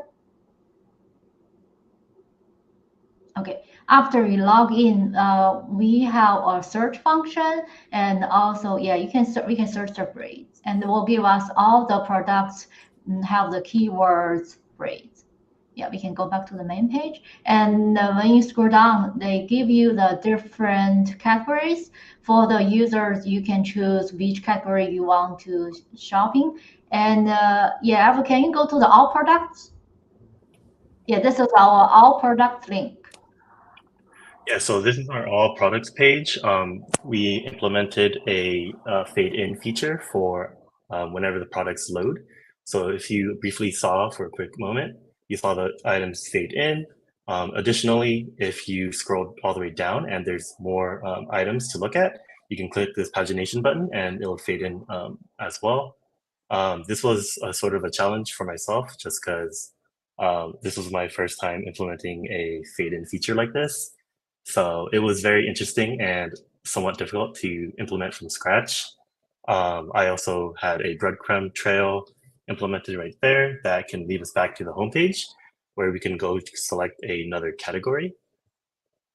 And you can see if you select another category, this page is dynamic, so it will change to whatever products you're trying to feature. And if we click on a product, we can have the first product page that Tony had a special hand in. Yeah, so this product page, most of our team worked on it together. I specifically just worked on the single product item. So the feature of this is it'll display the reviews up top. So like currently we just have a demo one review. And then we also implemented a feature to disable the add to cart until all the options are selected. So if you could select like an option for each one, such as like what type of lace, what size of your head, and then the color of the wig, then the add to cart button becomes ungrayed. It's no longer disabled, and when you click it, you can actually display a add to cart message as well as it'll open up the cart modal. If you can click it, Albert. And so this was a pretty cool feature. We kind of all worked on it as a team. And then Albert worked on the reviews. All right, so this is my review. So I created tabs so that just in case the user does not want to see these information, it won't show. But the moment that you click on it will go ahead and show exactly the topic of what the tab is saying. So in this case, it's shipping and returns. They'll have all their information with the free shipping and return policy. And as far as reviews, it'll go ahead and show right here. If you click the write a review, it'll open up a form where you can go ahead and put in a review. I'm just going to go ahead and demonstrate real quick. So you could go ahead and submit it, and it'll show up in your matching reviews. And the review button will disappear because the user already put in a review. Now, the user can also go ahead and delete the review if they don't like it, and the form will open up again. But in the case that they said, I don't want to put in another review, they could just click the write a review tab again, and it'll disappear. And then just going back to adding the card, I'm going to go ahead and send it over to Sam. So Sam, take it away. Yeah, so our add to cart function, the entire functionality of the cart was mainly just relying on the Shopify API. So making the fetch calls just to grab all the data that the API provided us. So if you click add to cart, it'll obviously take these three values, the full lace, medium, and red. And there seems to have already been one in there, but you can see that it's two products in there. You can remove items, you can add to cart again, I guess. Okay, cool. So you can update the quantity in the cart, and obviously these will populate dynamically. I think the hardest part about this function was that the API just gave probably just too much information. So the only blocker was actually keying into the state and normalizing our data to just simplify what we needed for the cart to function, because this is overall a lightweight application. So here, if you go press the confirm, I have read the okay, you could try to click checkout. It won't let you unless you click that. Cool. So you got to agree to terms of service of the site. Click that, go to it. It'll redirect you to the actual Shopify payment processing system. Currently, right now, it's not in full production, so you can't actually process a payment. We actually meet with Yama later this week to finalize the terms of service of her site and like the actual payment processing to set that up fully. But yeah, so this is where you go to purchase your actual wigs, put your delivery information, and actually receive your product, get like shipping information, tracking information, and all that good stuff. If you go back to our store, yeah, this cart just open and close every time you add to cart. But yeah, that's the end of that's the main functionality of art. All right, and yeah, I think that was our entire project. Thank you for listening. Very cool. Thank you guys for sharing. It's really cool to be able to work with a real client and get that experience of helping their business become more effective, more efficient, you know, allowing them to scale, get rid of manual tasks, etc. So I'm sure the client is really happy to be able to kind of take that next step with her business. You were the second to last presentation, so we just have one more left if you all want to stick around and check out what your colleagues have built. But great job. We've got 1 week for our judges to review all of these projects. So we'll be publishing the results of the hackathon next Monday.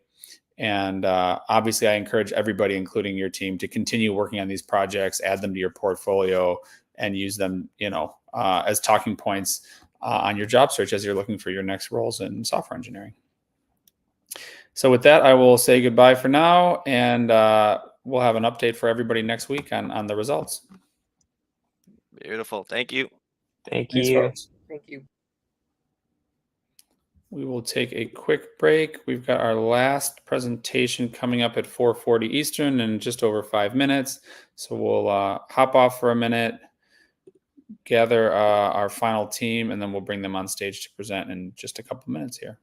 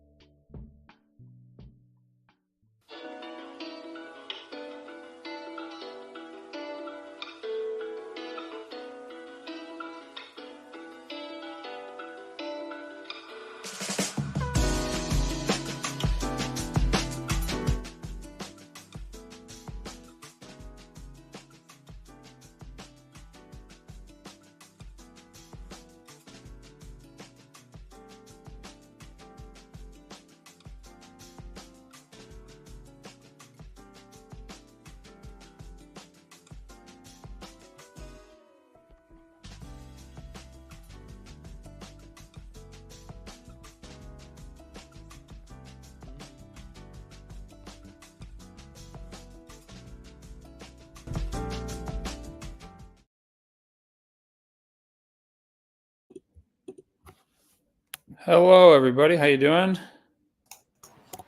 Good. Good. You guys ready to present? Yes, we are.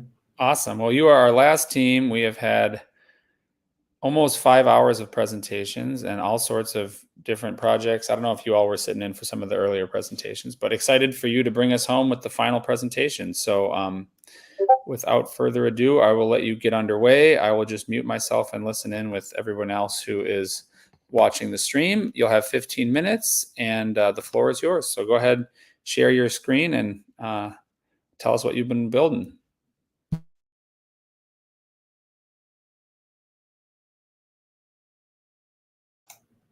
Oh, Rokas, I think you're muted.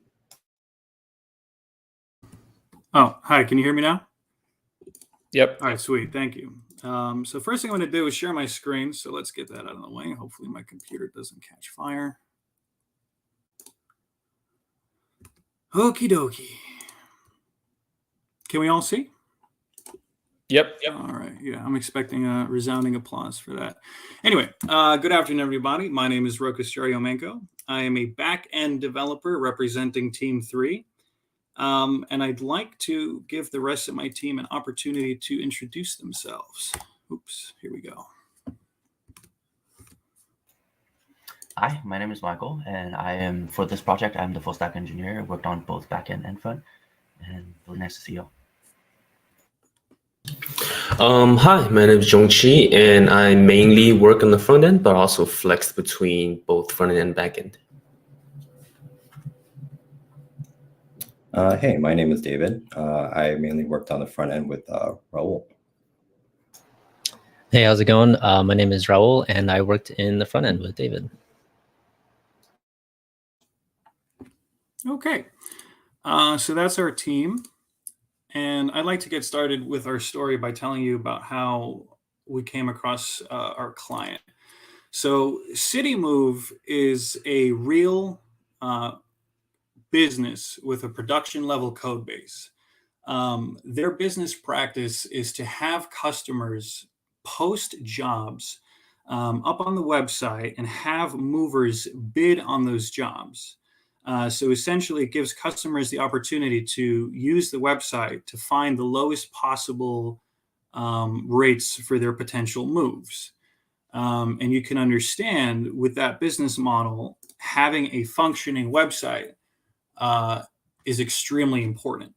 So going into the history, a brief history of CityMove, as I said, the business depends on the website. And it was founded originally in 2003. So that already kind of makes it an ancient business in internet tech time. But it was rebuilt more recently in 2018. And I'll get into that in just a sec. But 2018 is still fairly old enough that there is a need to introduce new tech to build upon the older business and code base that's in place. And I'd like to emphasize that I believe in around 2010, the business peaked at over 100,000 individual users. So the impact that our project could have on the business and the reach that the business could have on potential users and clients and movers is very significant. So naturally, we were motivated to work as hard as we could to bring a great deliverable to our client. So the one thing that was a recurrent theme in our project was learning how to deal with an existing code base. So without getting too technical, when you have contractors working on a website, which is the case with CityMove, for the last 5 years, much of the work was done by independent and different contractors. You basically have too many hands in the same project, and it's very easy for the ideas and the strengths in the code to get lost. And so you lack cohesion, you lack organization, and unfortunately, we can't show the original production database code base. But if we could, anybody with software development experience would probably reel a little bit, because it is very difficult to navigate, what all of these different contractors were trying to do. So our objective, our value proposition to our client was to essentially take their older tech stack and rebuild their entire front end, because their front end used to be served by the older tech stack, and we want to give them an entirely new framework that relies on Next.js. And we'll get to the tech in just a sec. But in addition to giving them a reliable and modern front end, we wanted to implement responsive design in our project. And what that means is basically it looks good on mobile and it looks good on desktop views. Our primary goal was to deploy a client-facing portal, allowing new customers to create an account, as well as create a job, the first job for their new account. So going in, we were hoping to basically plug in our front-end work into their back-end work without ruining what they have. And I want to talk about the tech involved for a sec here. The old stack, again, without trying to get too technical here, relied on a Ruby on Rails backend that served React components through HAML files. So HAML is similar to ERB. It's basically an older format for showing very simple HTML pages. Nothing wrong with it. It's fully functional, but we wanted to update the standards for the website, and the database was Postgres. In the new tech stack, as mentioned before, we wanted to serve our front-end framework through Next.js, our front-end work through Next.js, which is going to handle serving React, serving Redux, and a huge advantage of using Next.js, besides that you have an independent front-end that allows you to separate concerns between the back-end and the front-end, is that Next.js allows you to host pages server-side as opposed to client-side. So that's really good for letting search engines find your website. In addition to that, we added some plugins, Tailwind, Daisy, and Headless, which we weren't familiar with. So the strategy that we used to tackle this project was to get as organized as possible. And one of the biggest tools, one of the most useful tools we had was Figma. And you probably can't tell too much of what's going on from this screenshot here. And that's essentially just to give you a scale of the website.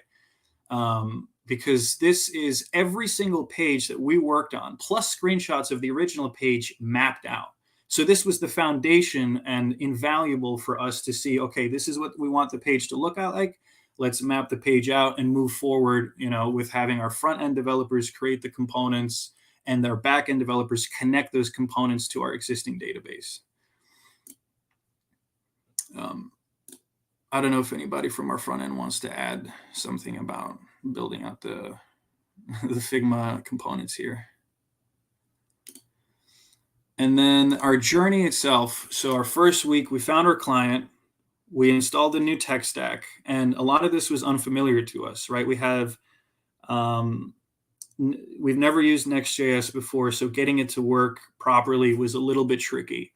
But it did. Let's see, I'm just checking on the time that we have. Okay, excellent. I'm making good time.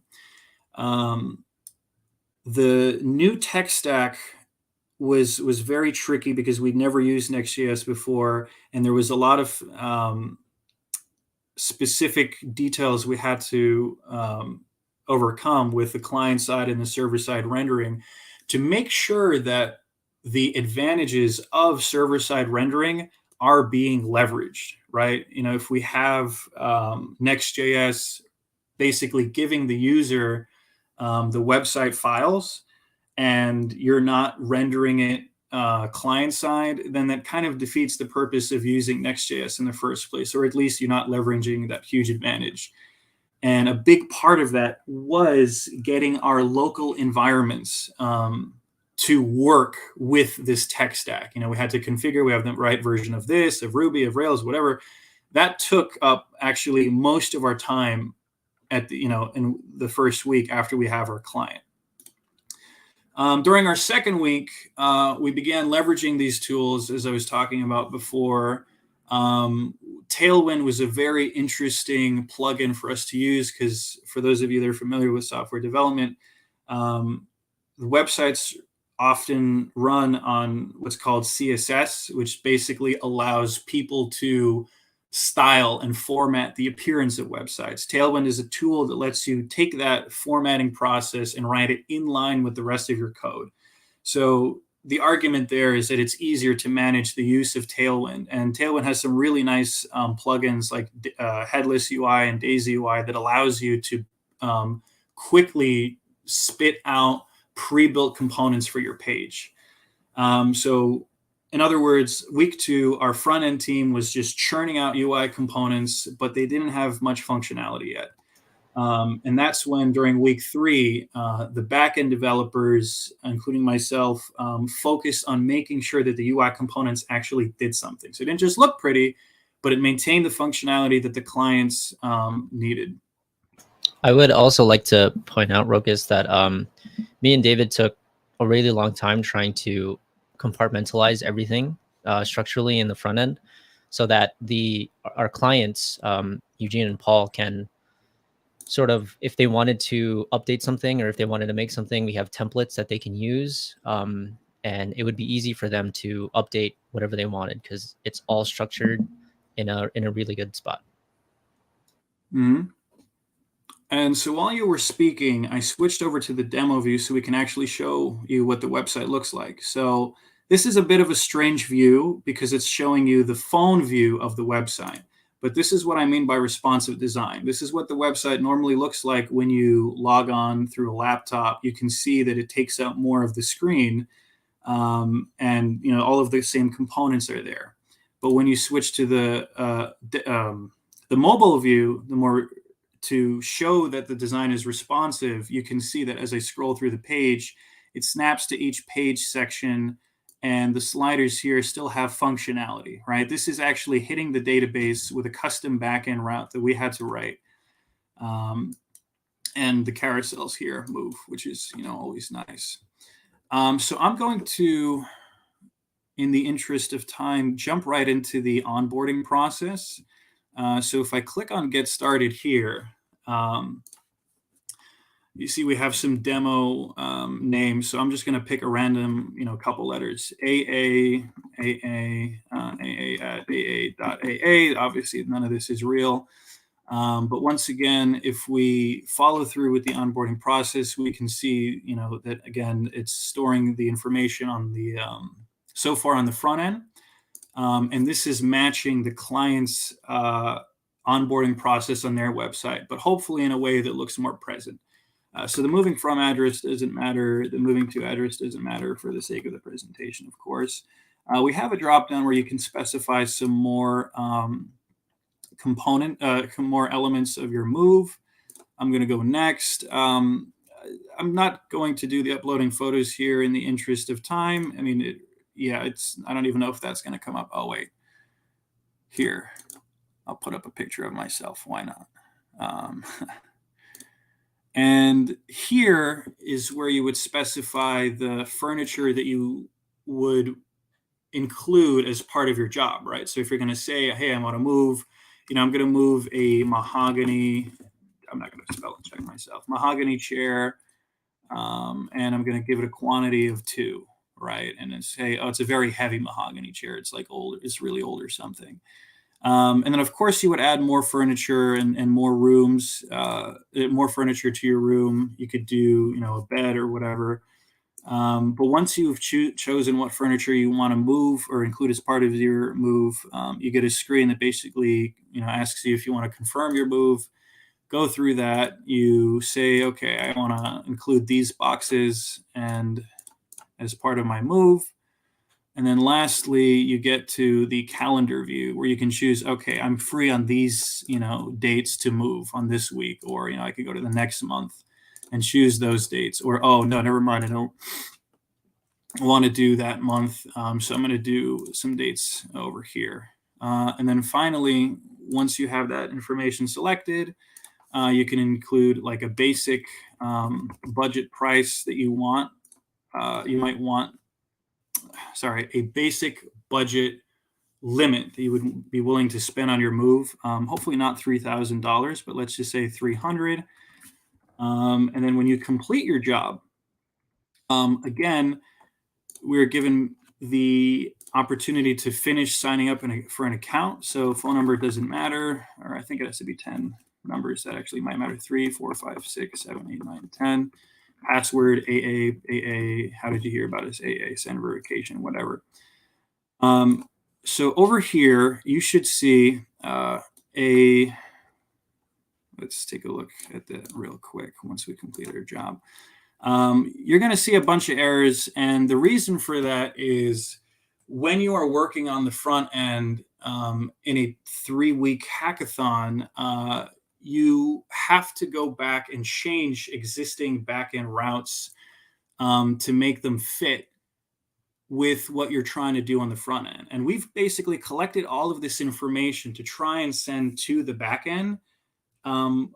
But the way the backend is currently set up, it uses a plugin called Devise, and that makes it very, very complicated to send information from the front end to the back end and authenticate the user, authenticate the job. So as funny as that sounds, this is normal. This is the expected response currently because we don't want to destroy our client's back end. So switching back to the different the slides. I think we have like a minute left. So that was our deliverables. That's what our client will see when we share our project with them. And to wrap up, so we got experience with responsive web design. We learned how to build a website very quickly. Like I said, we were churning out components every single day and giving them functionality. We learned multiple different skills and tools, including Next.js, Tailwind, Figma, Headless UI, Daisy UI, Hero Icons, Tailwind CSS, animations. I could go on and on. And I cannot stress enough how big of an obstacle the unfamiliar backend was for us, because digesting information and trying to preserve the backend without destroying it took so much effort. And that's why even on the onboarding process, you see that we're still getting errors when we submit. And of course, remote collaboration. Some of us were in different time zones. Some of us were not familiar with the same languages. And we worked with a real client. We met their needs. We met their expectations. We held daily stand-ups. So thank you, App Academy, CityMove, and the judges so much for your time. Right on schedule. Thank you so much for presenting your project. Yeah, a code base that you have to update is a real tricky challenge. So kudos to you guys for tackling something with a high level of difficulty. And that is one of the criteria in the rubric. So I'm sure you will be rewarded for that. That brings us to the end of all of our presentations. Thank you for bringing it home with that one, folks. As I've mentioned before, we'll have a week of judging. Judges will be taking a look at all of the submissions, all of the presentations, and putting together their scorecards. And then I'll be pulling that stuff together and sharing it out. And that leaves just me and you, Mark. So thank you to you for behind the scenes, making sure everybody was on stage and doing all that stuff. Any final words before we sign out for the night? No, all the projects today were incredible. I'm super proud of everybody who participated. I know it's a lot of work, but that work will obviously pay off in more experience, pay off for your clients who now have some great services that they can use. And all in all, this is absolutely worthwhile and worth the time. So thank you to Tom for helping organize this, to Miko, who is in our waiting room, and all of our coaches as well, who help behind the scenes to get all this organized. This is awesome. So thanks so much for everybody who's joining us, the 43 of you who remain, and we will catch you on the next one.